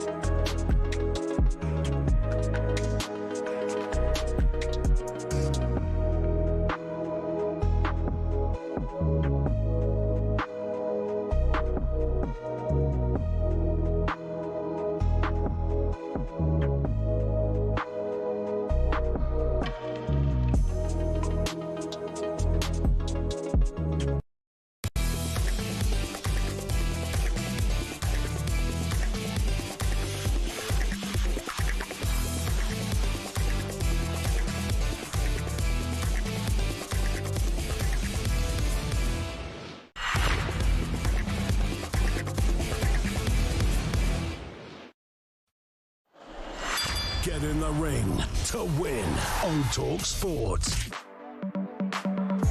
Yes, and we've got a brand new prize for you up for grabs, and it's an absolute knockout as well. We're giving you the chance to win 2 tickets to the highly anticipated rematch, Chris Eubank Jr.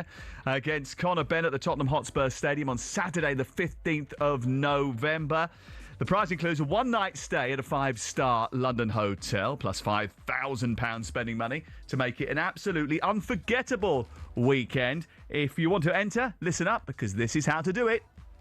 18 plus, UK excluding Northern Ireland. For a chance to win, text the word BOX to 83338 and you're in the draw. Text costs £2 plus 1 standard network rate message. You must have the bill payer's permission, or you can enter for free by calling 0330 880 3338. All entries must be received by the 13th of November at 1 p.m. and you need to answer our call to win. This is a TalkSPORT limited promotion. Full terms and conditions at talksport.com.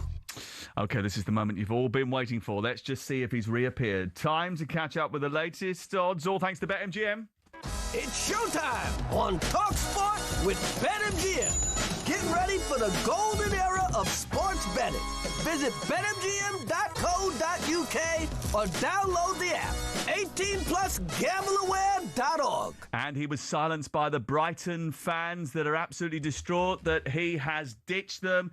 So let's speak to Tottenham, Newcastle, Brighton fan Dan Towers, depending on whose hospitality he is sampling tomorrow. Hello, Dan. Are you there? I'm here, Sam. Can you hear? Oh, we can hear you. You sound very deep and gruff there. I think he was better before, definitely. I'd just like to say, 2 years, that has never happened. So, and the sheer panic that went through me as soon as you were going, Dan, can you hear me? Can you hear me? Yeah. Just to clarify, producer Joe has apologised sincerely. So it wasn't my fault. It was a slight tech issue. Oh, was it? Oh, it's Joe's fault. So you're throwing somebody else under the bus? What a team player you are, Dan. Unbelievable. Martin, you having that? Not having it at all. Not having that. Not having it at all. That's outrageous. Dan, if you could, if instead of sort of throwing our staff under the bus, could we concentrate on the Spurs Manchester United game and the Palace Brighton game, which I know that you're very interested in? I am. So as you've been discussing, match week 11 in the Premier League this weekend kicks off at Spurs Stadium and is the repeat of the Europa League final, which we know Spurs won 1-0 in this fixture. United are winless in the last 7 meetings between the sides, but as we alluded to last week, there is some positive shoots and recent results now, unbeaten 4, I think, now Crookie in Premier League games. Mm-hmm. I was at Spurs in the week, Sam, as you mentioned. Of course you were. And granted, the opposition wasn't at the level of a Chelsea or Man United, but I thought they looked quite good. And I think 7-4, nearly 2-1 for Spurs to win this game could be a big price. Well, you were no judge after that free bar. Moving on. Big game of the weekend is obviously third versus second. Liverpool head to Man City. They say a week's a long time in football, and this time last week we were a little bit nervous about Slot's side going into the weekend, but they ended their 4-game losing streak when they won against Villa and then obviously beat Real Madrid at home in the Champions League. Liverpool won this fixture 2-0 away last season, but both teams in very different places to that game. City's only loss this season was back in August, and the way Erling Haaland's performing is probably contributing to making them odds-on favourites this weekend, with Liverpool the 11-4 outsiders. And as you mentioned, sandwiched between these two games is the M23 derby, which quite frankly no one outside of the M23 knows or cares about. But Crystal Palace do host Brighton at Selhurst Park. Palace won both fixtures last year, but only a point separates the teams in the league at the moment. And despite Palace being favourites at 5-4, I'm confident of a away win, in particular Danny Welbeck, hopefully showing Thomas Tuchel why he's made a huge mistake in not picking him for the England squad. They've still not won back-to-back, though, have they, in the Premier League? Brighton win one week, lose the next?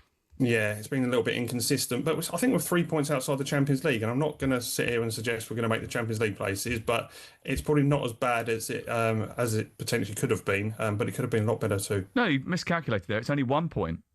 Oh, no, sorry, I'm looking at Tottenham. Sorry. And by the way, Tottenham Manchester United is the subject of the TalkSPORT Daily podcast. You can download that from wherever you get your podcast. There's a particular focus on the tactics in that game and how it might differ from the Europa League final. That's a TalkSPORT Daily podcast. From the dog and duck against the Red Lion, as it was in Bilbao. Golden goals this week. We'll be placing a prediction of some of the upcoming games. If we correctly guess the exact scoring, BetMGM will give us £500 to our chosen charity, Prostate Cancer UK. And we're doing very well at this, aren't we? Yeah, really well. So there's 500 quid in the pot, but unfortunately that wasn't from the correct score. That was from Troy digging deep into the archives of his sporting knowledge and getting a Chelsea question right. But we go again this week, and Sam, we're going to start with you with Brentford versus Newcastle. Listen, I think Newcastle have been really good over the course of the season, and you'll know, being a super fan, just how well that they've performed and not necessarily got the points they deserved. Brentford, very, very good at home. You know, they've got some great results there. They were very good against Manchester United, very good against Chelsea. They actually play well against Manchester City. They beat Liverpool as well. So I'm going to go for Brentford 2, Newcastle 2. Yeah, the last draw between these two sides was back in the 21-22 season, and it is the only draw they've encountered in the Premier League. But a 2-2 draw is 19-2. Martin, we're going to come to you. Sunderland versus your beloved Arsenal. Yeah, look, Sunderland are there, and they deserve to be there. And I'm just wondering, is it another day? Granit Xhaka, does he get the goal that no one's able to score against Arsenal? I mean, no one is even having shots at the goal for Arsenal. So I've written down here 2-1 to Arsenal, and maybe that they finally that clean sheet record goes. But I'm not prepared to do it here live on air. I'm going to say Arsenal are going to win 2-0. They just look supreme at the moment. This defence is absolutely different class. So Granit Xhaka will hit the bar, but Arsenal will win 2-0. You know that we submit these scores beforehand so Dan can do his research, but now you've changed yours. Well, you're giving him time now to work out the calculation. Yeah, I am, because you've ruined it for him. Poor Dan. Come on, Dan, you can... Dan, you can't expect him to do things on the hop. He can't even turn his microphone on. Don't panic. I've adjusted well. 2-0 Arsenal is actually a 9-2 chance. Dan, look at it. Dan, there was a great picture though, right? Because you remember you are in vision. We could see your reaction to when Martin gave you the score. Sunderland witness in the last 10 versus Arsenal, but as we know, Gunners have had a clean sheet in the last 8 games, which is obviously contributing to Martin changing his mind. But an Arsenal win is a 9-2 chance. And then Mr. Crook, West Ham Burnley. Yeah, I'm at this game. Second visit in a row to London Stadium. I thought West Ham were excellent last week. I thought Nuno got his tactics absolutely spot on. Freddie Potts, I think, is going to be a real superstar for them. Burnley have been okay. Got a poor record against West Ham. I've gone 3-1 West Ham. Ooh. You have. I mean, it's a big game for both sides. West Ham 3 points behind Burnley, but odds on to win this fixture. Last 2 meetings have been a draw, but obviously last week's win has given you some confidence that they'll follow up this weekend. So West Ham 3-1 win against Burnley is 11.5 to 1. So Sam, you've gone 2-2. For Brentford Newcastle. Martin, you've changed your prediction to make it to Sunderland 0, and Crook, you've gone for a 3-1 West Ham win over Burnley. But as we always say, let's try and get some more money into the pot for prostate cancer. Thank you very much, Dan. Appreciate that. What game are you going to this weekend? I'm not going to a game this weekend, unfortunately. I'll be sitting at home. Mrs. House not letting you out to play this week. No hospitality available at Tottenham or Newcastle? No, I can't go to both games. They kick off at the same time on Sunday. Oh, terrible. Oh, you'll have to listen to Game Day Live instead, when we'll bring you all the action and the goals as they go in. Thank you very much. That's Dan Towles from BetMGM. Download the app and you can get involved with them. 18+, begambleaware.org. It's showtime on talkSPORT with BetMGM. Keep things golden with responsible play at betmgm.co.uk. 18+, gambleaware.org. Yeah, okay, Martin. I'll explain that the other side of the break. This is talkSPORT.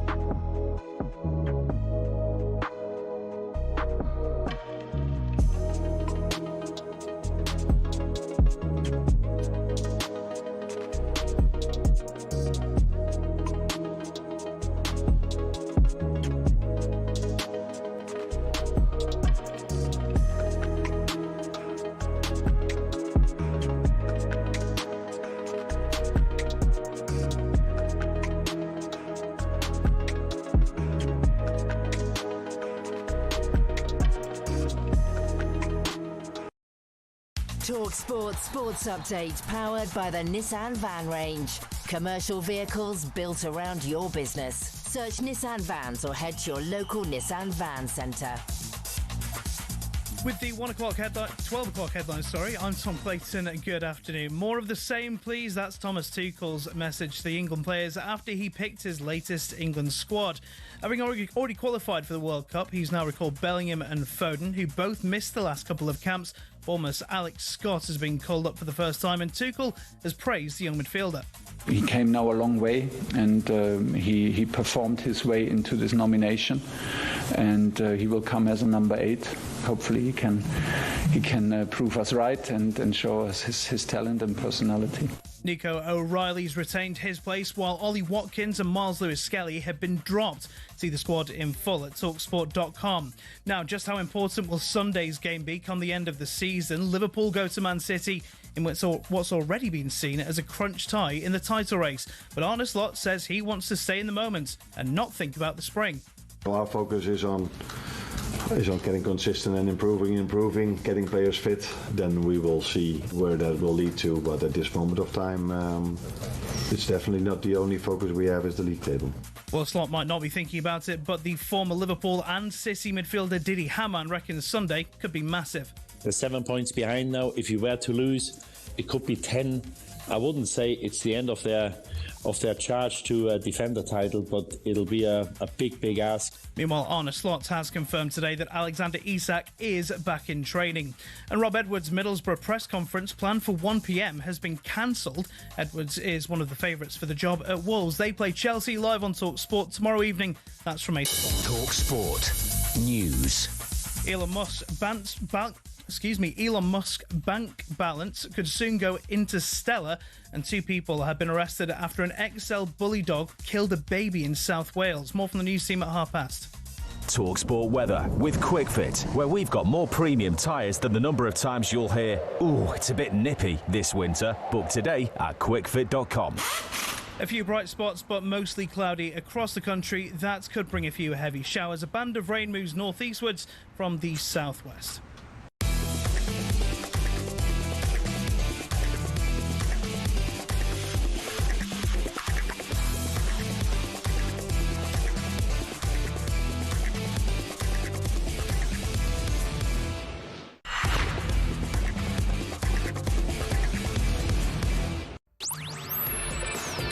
It is talkSPORT. It's Sam Matterface with Alex Crook and Martin Keon. We're here till 1 o'clock this afternoon.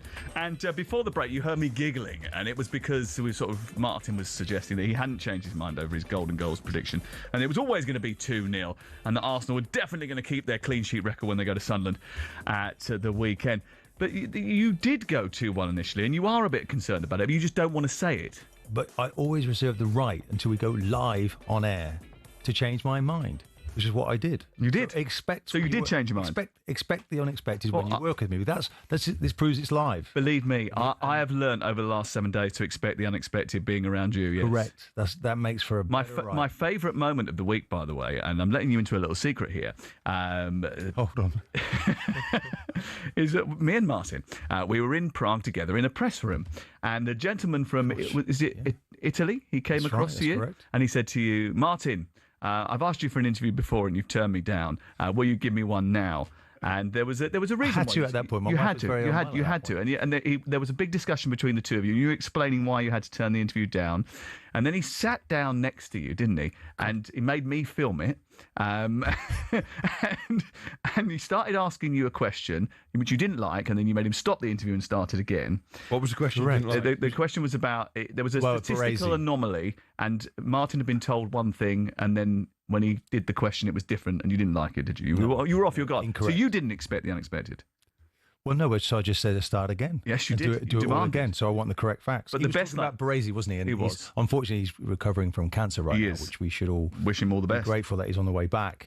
And he was one of the all-time great defenders. But I did say that Maldini, I thought, was a better player. You did, and he was quite shocked and horrified by that. But more importantly, he said to you this line. He said, "You played with Tony Adams." At which point, Martin leant across and went, No, fella, Tony Adams played with me." Which is also correct. Which was my favourite moment of the whole week. Right, let's talk about the current defensive streak that Arsenal are on, because actually this Arsenal back four have done something not even your great defence managed to do. They've kept clean sheets in 8 consecutive games, the first time they've done that since 1903. Can they keep Sunderland out, and how long can they keep this run going? God, well, first of all, I mean, we were doing the commentary on this game in Prague, and you don't want to go too far because it's about winning a title, winning a trophy of some sort, and you don't want to lord everybody up for keeping clean sheets. But this is quite remarkable because teams are not even getting shots on goal against Arsenal. You know, it's like we're on shot watch, aren't we, to see if anybody actually has a shot. It's quite remarkable. You don't just do that with the back four. And we must mention the goalkeeper who's there as well to make world-class saves. It's about what happens in front and everybody working really hard. So there is a defensive brain for this team, and it's about behaviour, because they behave in a certain way. The mentality is absolutely first class. I don't see that changing, although, look, Sunderland have not had that midweek game. Arsenal, they've been looking at Arsenal closely, lots of rest, and they know what they've got to do. So Arsenal have got to go again. And it is like a mountain of fixtures that you have to come through. But I can't see Arsenal really conceding because the work ethic there, it's almost like when I go back to when we played, it was like, if a fight had broken out on the pitch and you always had someone there, and which you often did. But I'm just talking in terms of like the opposition get away, somebody gets a foot in, someone gets a block in. If I could go back and play with this group, you'd just love it because it's there, that kind of force field of energy, that, you know, field of invincibility. We are not going to get beat. Over our dead body, will we concede? And I'm feeling that right through the group. It doesn't just happen with the defenders. They get their notoriety, Sam, because they're getting clean sheets and everyone's talking about it. It's nice. It's nice. No one getting ahead of themselves. You take that energy from game to game. 10 wins in a row, 8 without conceding. Not enough, though, for Mikel Arteta to win Manager of the Month. That's gone to Ruben Amorim. You're not happy about that. Well, again, he's sharing things off air. I don't know. Did he win more games? Did Amorim win more games? Well, no, because he drew one on. I'm quite happy. How have you managed to bring Manchester United into the conversation? Because about Arsenal's defence. He's not happy. Correct. He's not happy. Yeah, but look, I mean, I would have thought that I'm quite pleased, actually, Arteta's not. Let's hope he gets it. Who won the Manager of the Month the previous month? I don't know. Yeah, who won the Player of the Month the previous month? I know, but it's just. But you seem to know that Mbermo and Amorim won it this time around. Staunch defence of his manager. That's he's a Man United man. You know that, don't you? So, I do, yes. So we have to hear it at every point. Every week. Do you think Arteta will be a little bit annoyed by not? No, not at all. Listen, the only thing he wants to get his hands on, he wants to get his hands on the Premier League trophy at the end of the season. And he has to, doesn't he? This year? But this is an example of it because you keep, all these pats on the back and accolades for clean sheets. That doesn't matter. Of course, it matters, but you want to win a trophy. Well, it matters if they go on and win the title because having the best defence usually leads to winning. It gives you the platform to do that. But if you go back to 2004-05, Chelsea had the record for keeping goals out the net. Will Arsenal break that record? We'll ask Martin in just a second. But what does Danny Murphy think? 15 is nothing short of ridiculous. To maintain that level of consistency. What Arsenal have done from now to this what is it, 9 games, 10 games, whatever. It's similar, Danny. At this point in the season, Chelsea conceded 2. It is. But at this point in the season, 2. Arsenal 3. I'll carry on. They'll have a little bad spell where they concede a couple here and there, and 15 is ridiculous. Honestly, that's absolutely crazy numbers. Yeah, I'd be amazed if they equal or beat that. Absolutely amazed. That was Danny on this show with Jim and Simon on Wednesday. Jim and Simon back on Monday, by the way. 2 for Chelsea at this stage of the season, 3 for Arsenal. Can they break this record? Danny, by the way, sounds like a Liverpool fan in his armchair, hoping that Arsenal won't do that. We don't know. I mean, look, if you project the figures forward, which we know will probably be incorrect, it's going to be a remarkable record here set, but we know that invariably won't happen. We managed to go, I think 15 goals conceded is incredible. I think 17 when I was playing for Arsenal in 99. I was very proud to play most of those games, but we didn't win a thing.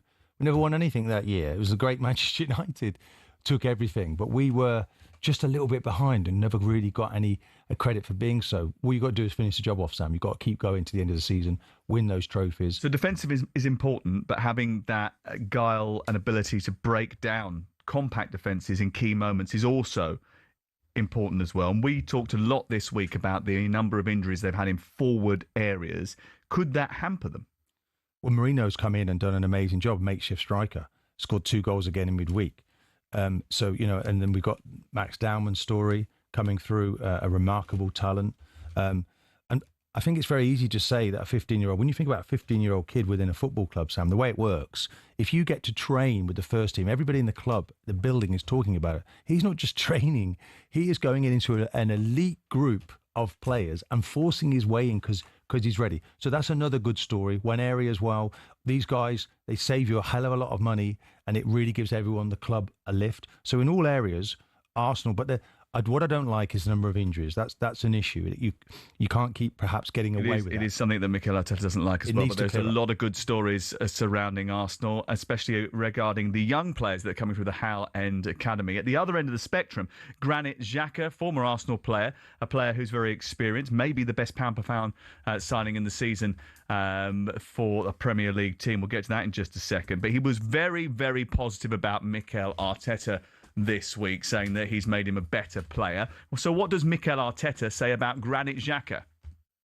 Yeah, I loved every minute that we spent together. When I joined, he was in a special moment, I would say, of his life and his career. And between all of us, we try to guide him, to give him a different perspective, to make him feel loved, valued, and he responded in an incredible way. So he made me a better coach. He helped us to develop and improve a lot as a football team and as a club, and I will be eternally grateful because I have great memories with him. That's a window into a relationship that I'm not sure we were too aware of going into this fixture. Xhaka remains really in close contact with Arteta, a figure he actually credited this week with his career being better than he thought it would be and a life-changing influence. There is a bit of a loving going on between. Do you know what? It's interesting because Arteta has changed Granit Xhaka as a person and very definitely as a player. And I've changed my opinion on him as well.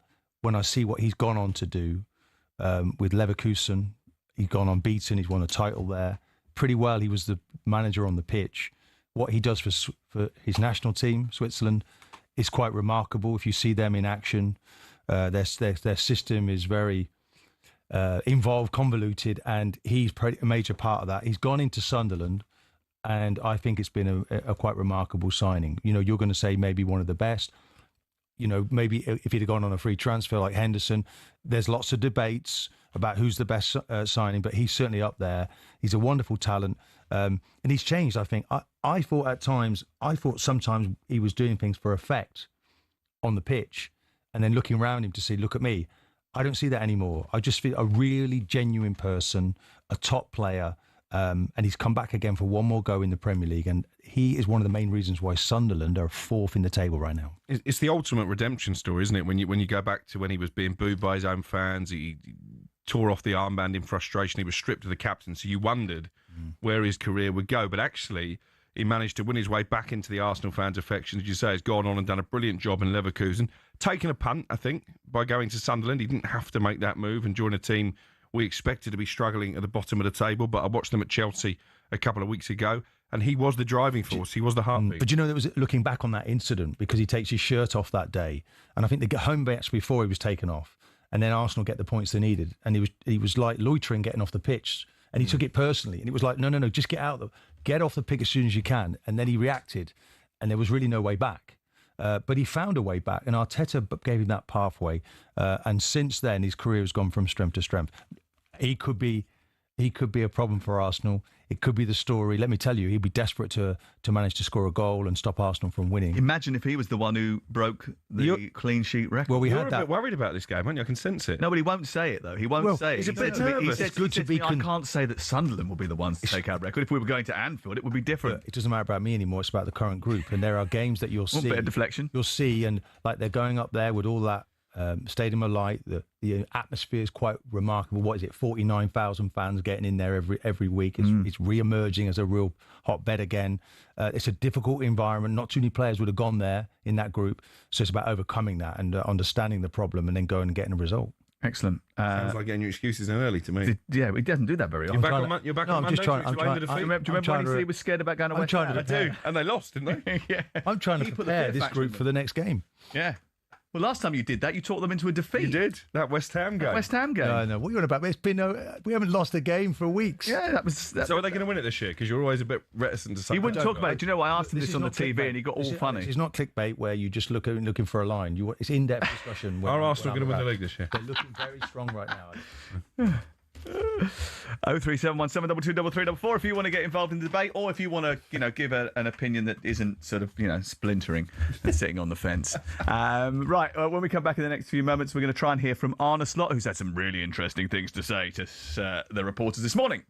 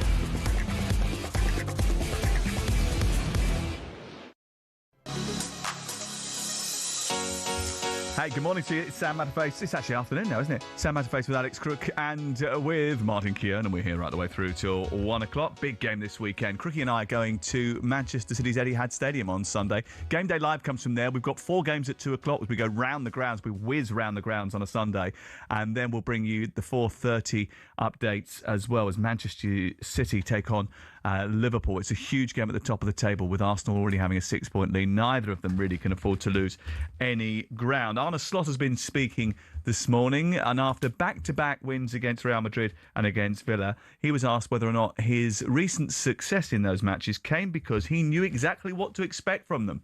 We've reached that level of performance in other games as well when the playing style of the opponent was compared to that.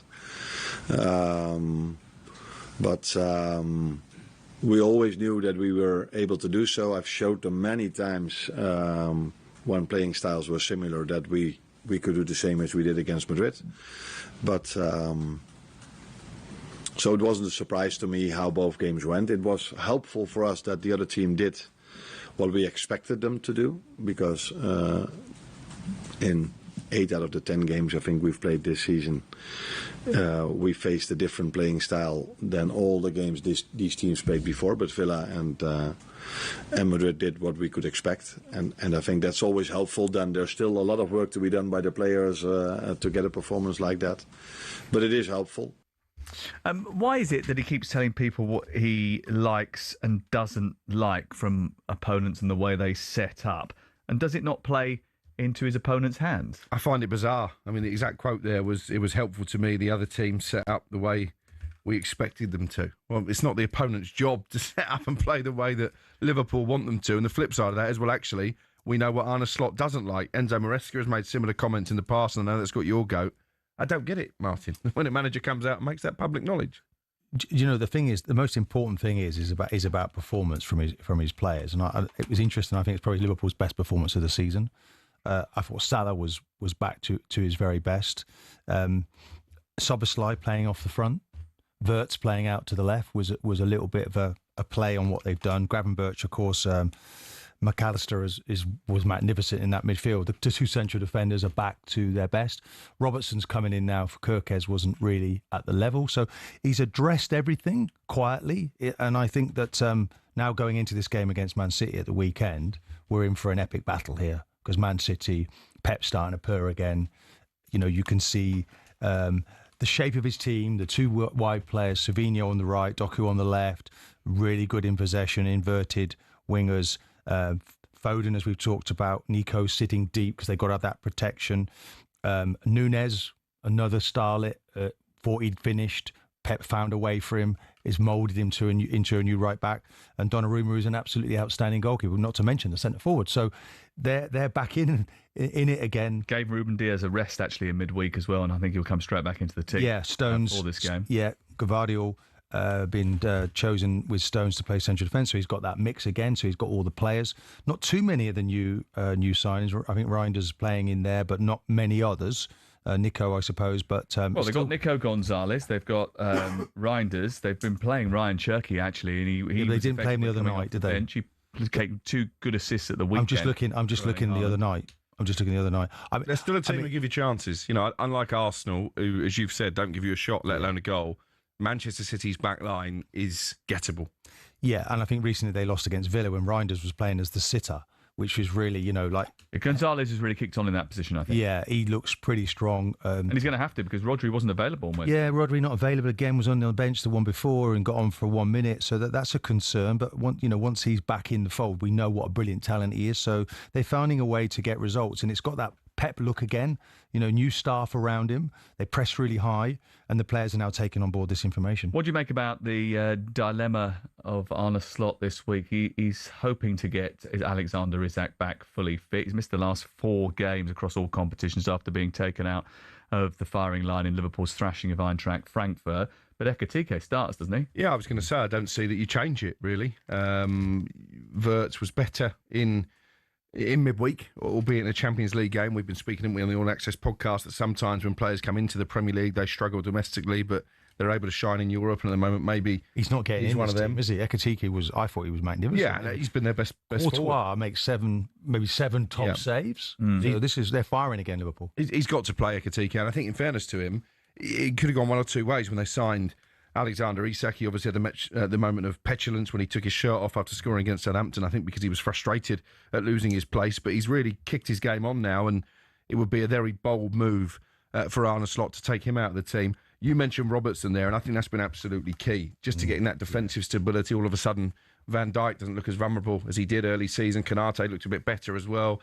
That back four, they sort of know what they're doing. Well, there were two changes from what we saw from the winning team last year, but I think Szoboszlai is the player that is kicked on the most, and he's been their best player. Yeah, playing off the front there, I wondered, is that quite the right? But he's got the energy to get back and form a free when they need to defend. Put your heads on the line. Who wins on Sunday? Splinters for me. I can see score draw. Martin? I think Liverpool win. You do? Yeah, Liverpool win. Since the start of April, Manchester City have won more points in the Premier League than anybody else. They've won 9 of their last 10 Premier League games at the Etihad Stadium as well. I'm going to go for a Manchester City victory at the weekend. Three different results. See what happens when we reconvene next week. He wants to draw so that Arsenal. You were there the other night. I was there the other night. I thought they were really impressive, actually. Talking of really impressive, Efe Obada is coming into the studio. Talk NFL next.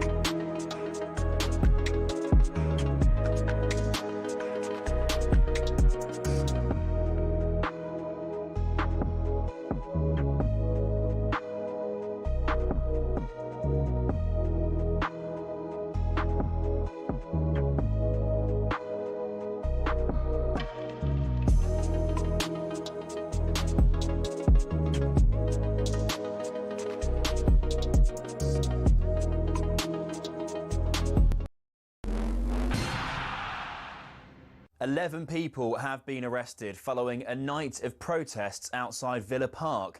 Both pro-Palestine and pro-Israel demonstrators went to the match between Villa and Maccabi Tel Aviv. Our reporter Nick Ellaby, who was there, says officers responded well. I'd say a good result for West Midlands Police last night. There were 700 of them on the streets. I've rarely seen a place so full of police. And no problems afterwards, Nick? No, so all the pro-Palestinian supporters were sort of dispersed before kick-off, pushed away from the ground. Well, Lord Walney is a former government advisor on political violence and disruption. He says the protests were not football-related. It's about a visceral hatred of Israel, which is completely out of proportion and very very different to people's views on any other conflict. On the pitch, a slightly more straightforward evening for Villa, who won 2-0. Elsewhere, Forest have been held by Sturm Graz.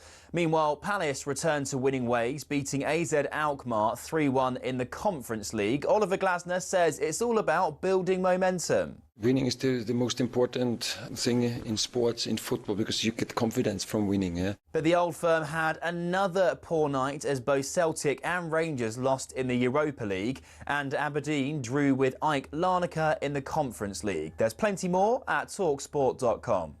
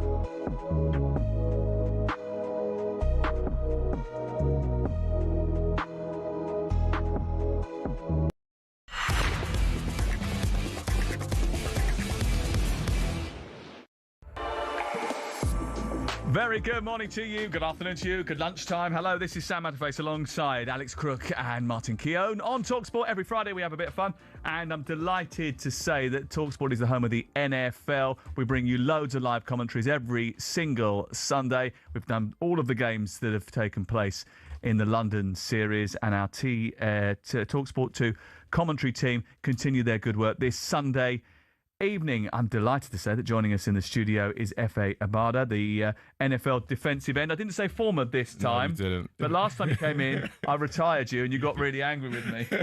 Have you noticed? And not a good idea. Martin, by the way, he has actually hired the seat. He's lifted it up, innit? He's had to, really. Yeah. I've got a booster seat. I'm sitting on a box. Everything. We might have to hire the senior then. Yours needs to come down a little bit more. Yeah. Get that down. How are you? Okay. I'm good. I'm lovely to be here. I want to say congratulations to you because you've got a special award. Mm-hmm. You received the Prince Philip Award at a special ceremony to mark the annual London Youth Awards last night. Just tell us why they gave it to you, because it's a quite a heartwarming story.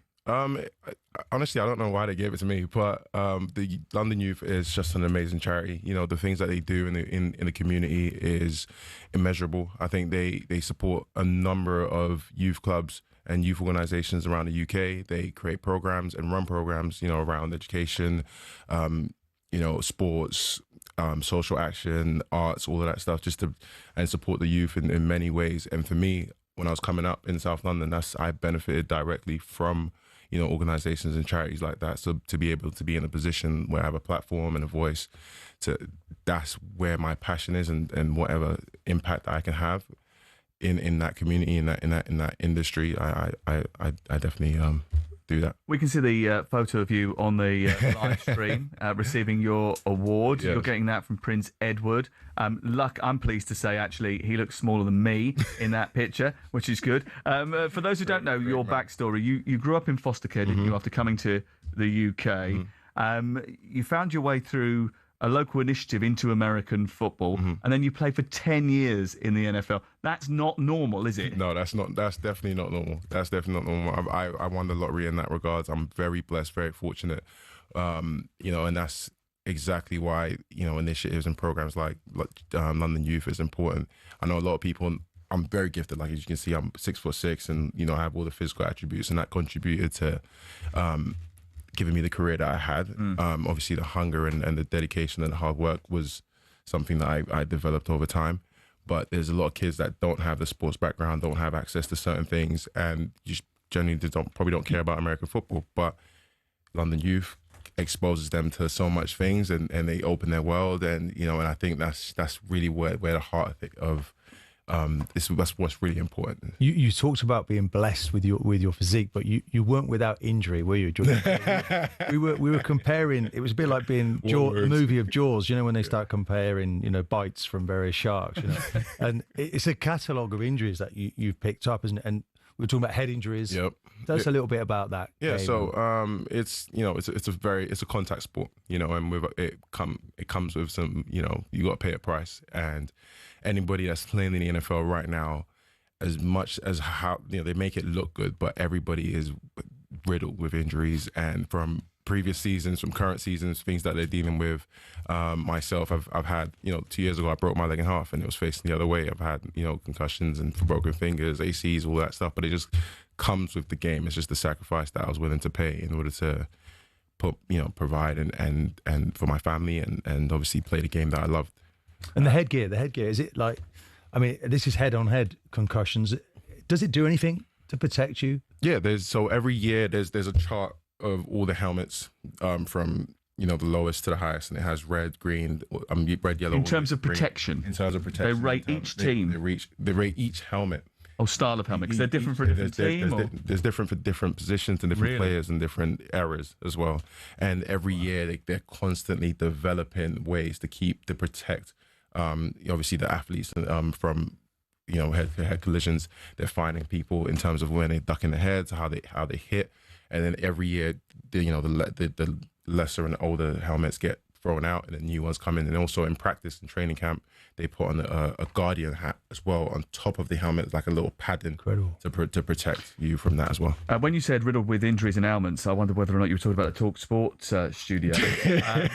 9 weeks down, 9 weeks to play in the NFL. Yes. What's your verdict so far on the first half of season 2025? Absolutely, very, very interesting. And this is what I personally love, and what people at home or fans of the sport should love about this game. It's very unpredictable. Every year, everyone gets shuffled. Owners, make decisions. Head coaches go different places. GMs and players go. So it's just.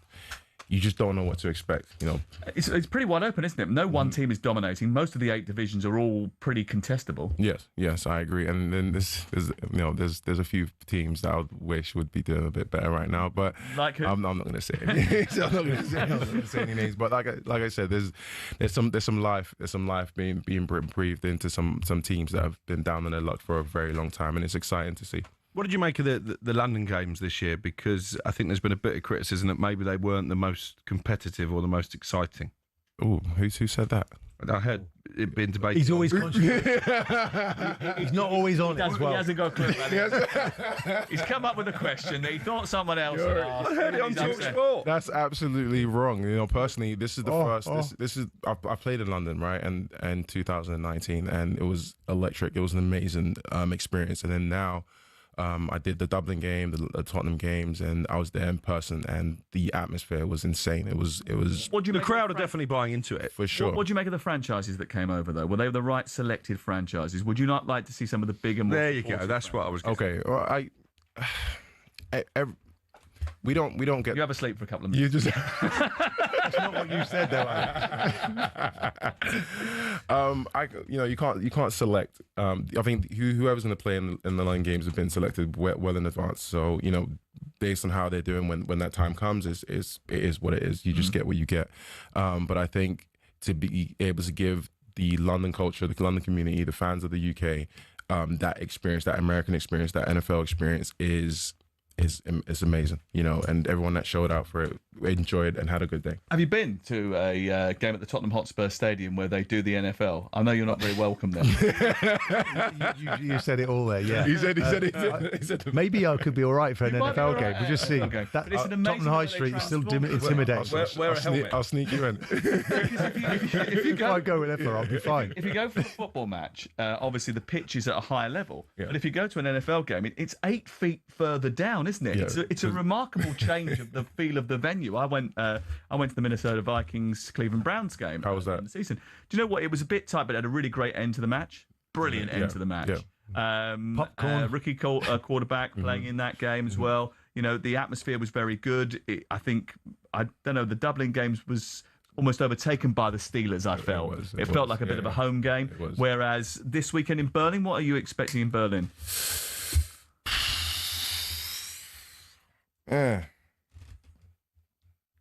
It's a toss-up. I don't know. Well, it's live on talkSPORT 2.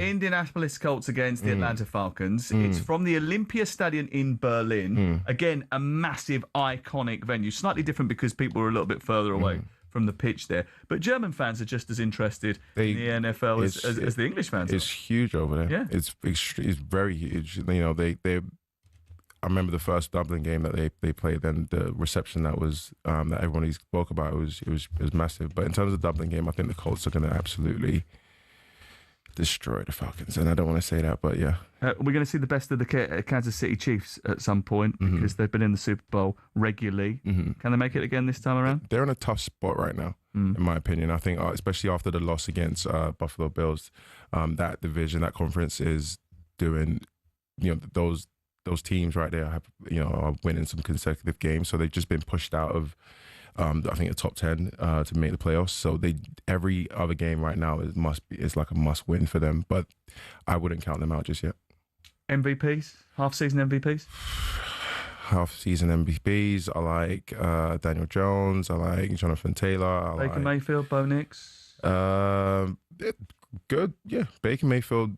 He's made a case. He's making the case for sure. Bo Nix is doing amazing. But Josh Allen, close friend of mine, love him to bits. But he's a good Open player. question: you take this series around the world. Yes. Okay?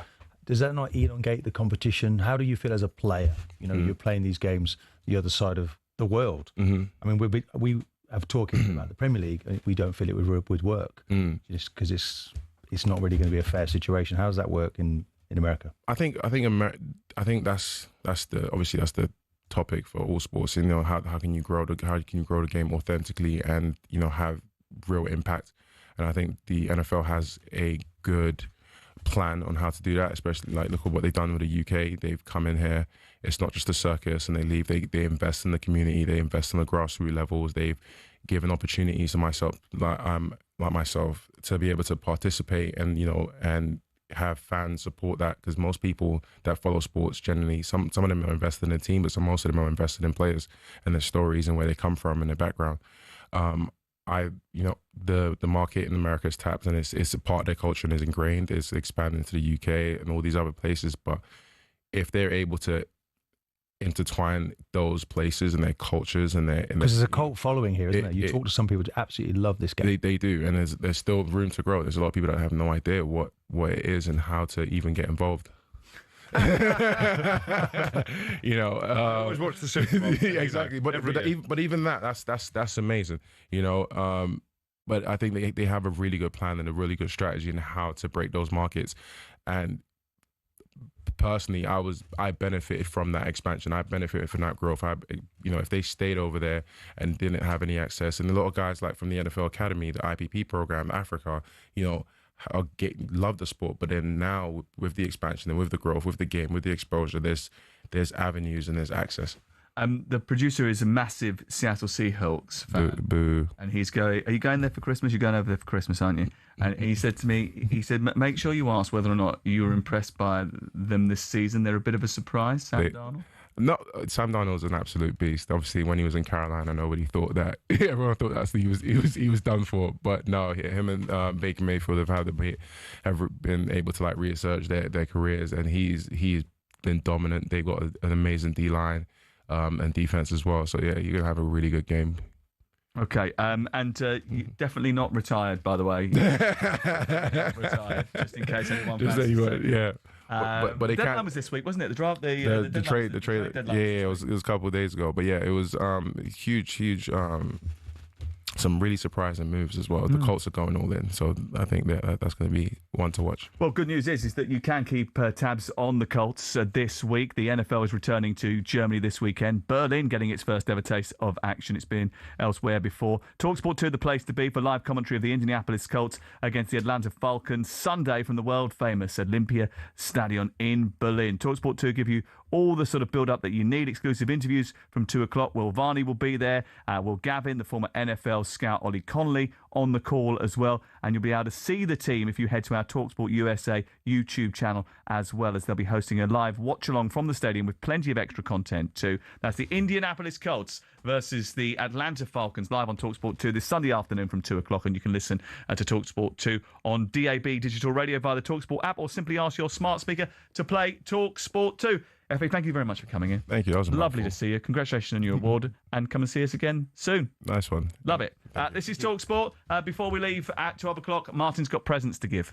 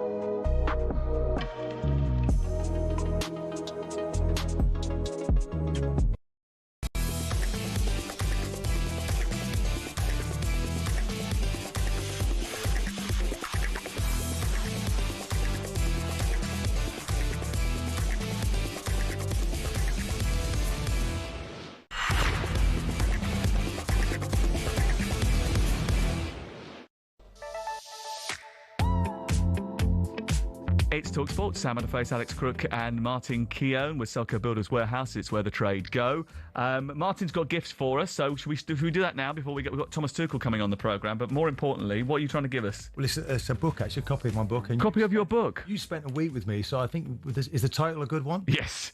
On the Edge. Yes. So this is for Laurel and Hardy. To work out who's who between the two. So is this because you can't shift any copies and you're trying to advertise it before Christmas? Not at all. I got a few in for Christmas. Have you signed them for us? Yes, actually, it's done. So Alex, I'll give you yours first. Thank you very much. If you're talking to the mic, then people can actually hear you. Sorry, there's nothing about NFL in there. I was going to say, is there any nice message? No, just the best wishes. Thank you very much. Listen, this is to everyone. Do you know what? I'm going to tell the truth here. I've actually started reading. I've actually got halfway through this book already. I've been listening to it as an audio book. Oh, yes. Yes, very good. That's me on it as well. Have you come to the George Graham bit yet? No, where I'm doing his accent and no, not a little bit of Wenger in there. I do like the back page picture. Honestly, it's very good. It's a good read. Actually, it's quite interesting. Still available. By the way, I've got a gift to give out as well, because I told you at the top of the programme that Crook had been given a warning by our dear producer. The referee told him not to go out last night. And Crook doesn't like it when he's being told off. He doesn't like it. He likes to be given a pat on the back. So I would like to say, on behalf of the whole team, thank you for coming into the show, not hungover, in fresh clothes, right? And almost paying attention, although he just has admitted that he didn't read the running order, and it's now 7 minutes before the end of the show. But because you like to have a pat on the back, I've got you a little well done gold medal for turning up. You get that over completely sober. There you go. Little gold medal for you. Kids medal. A kids medal for turning up on the show without being hungover. Well done. Well, it says well done as well. It does. Well done. Well done. Excellent. To be fair, that means I've got as many medals today as you got in that 98-99 season with a clean sheet. Yeah, that's right. Yeah, but not overall in your career. The three-time Premier League winner said. Won the Community Shield, but I think that was all we got that year. Right, okay, talking of winners, Thomas Tuchel's been speaking to Faye Carruthers about the role of Phil Foden in the England squad. For Phil, he's for me a unique player. He is very hard to put him into one role or one position and say you are a 9, you are a 10, you are a 8. He plays very fluid. I think this is his key strengths, and that's maybe the clarity in this case. For this camp, we're not giving too much away, because I also don't want Serbia and Albania to be aware of our thoughts tactically wise, but I think we will try to put Phil first of all in a central position as a, you can call it 9.5 or 10.5, but I think he needs to be in the middle of the pitch. He needs to be close to other teammates. He needs to be close to the opponent's box. I think for me the second goal he scored against Dortmund is a typical Phil Foden goal. Being in a half turn on the spot, having an excellent first touch and guiding the ball, then curling it around the goalkeeper and into the corner, being able to assist from there, and this is where I want to have him, like close to the opponent's box in a central spot, and this is what we will try for this camp. So who's he competing with? Well, he competes maybe then with Harry in this camp as a different profile number 9. Maybe he competes also with Jude and Morgan Rogers. Like he's a bit of a hybrid, and he's maybe the exception of the rule. He is the exception to the rule, Phil Foden. He's a bit of a hybrid. He competes not only with Morgan Rogers and Jude Bellingham for a place in the team, but also possibly with Harry Kane, Martin Keon. Well, exception to the rule, is that the rule of what he believes in terms of what he needs in his team. So will he make an exception to put him in? Does he break the rules from what he has? Does he want to have, a more secure maybe base in the midfield? I think we can only have one sitter if we're going to play with Foden in a central position. Because if we're playing Bellingham off the front, then can he play Bellingham to the left and Foden to the right, with a deep line midfield player in between? That probably is the only way that it works. But he's an immense talent. He did speak there with a much more passion and much more feeling about Foden, which I didn't think he did in the press conference, whether or not he's addressed that and felt that himself. But he's a wonderful talent, and you could feel the excitement of the manager that he's dying to work with him. Looking forward to those two games, Serbia against Albania, and see what we can learn over the course of the next week or so. Both games live on talkSPORT, of course, and Faker Others will be speaking to a lot of the players and coaching staff from England over the next week or so. Tomorrow, live commentary comes from Tottenham against Manchester United. That's a 12:30 kickoff. We're on air from 11 o'clock live from the Tottenham Hotspur Stadium. And tomorrow night, 8 o'clock, we've got Chelsea against Wolverhampton Wanderers for you as well. Game Day Live comes from the Etihad Stadium in Manchester. Liverpool are the opponents, but between now and then, is it likely that Wolves have a new manager? Certainly seems to be edging in that direction. We broke the news earlier that Rob Edwards' pre-match press conference had been cancelled this afternoon. Middlesbrough in action against Birmingham this weekend. Now I'm hearing he didn't take training this morning. We know that Middlesbrough have rejected an approach from Wolves to speak to their manager, but it does seem the writing is on the wall. Conversations taking place between Rob Edwards and the hierarchy at Borough, but I think at this stage it looks very much like he will be the new Wolves manager. Martin, you've got 20 seconds to tell me whether you think Rob Edwards should switch Middlesbrough for Wolverhampton Wanderers. No, I don't think he should. I would stay where he is. And he's a manager. He seemed to show great integrity when he was at Luton. Remember when he lost his player on the pitch, and seems to be like a really a collective man who's about the group. I think he should stay where he is. I think Wolves are in massive trouble right now. Thank you very much. That's Martin Keon. Thank you very much for coming in today. We appreciate it. It has been, actually, and I should say this, a pleasure to spend as much time as I have. That's really kind. Thank you. Over the course of the last 7 years. Likewise, actually. Yeah, no. because maybe we made a joke of it, but actually we had a good time, didn't we? Of course we did. And Crookie, see you on Sunday. Thank you very much. H&J next.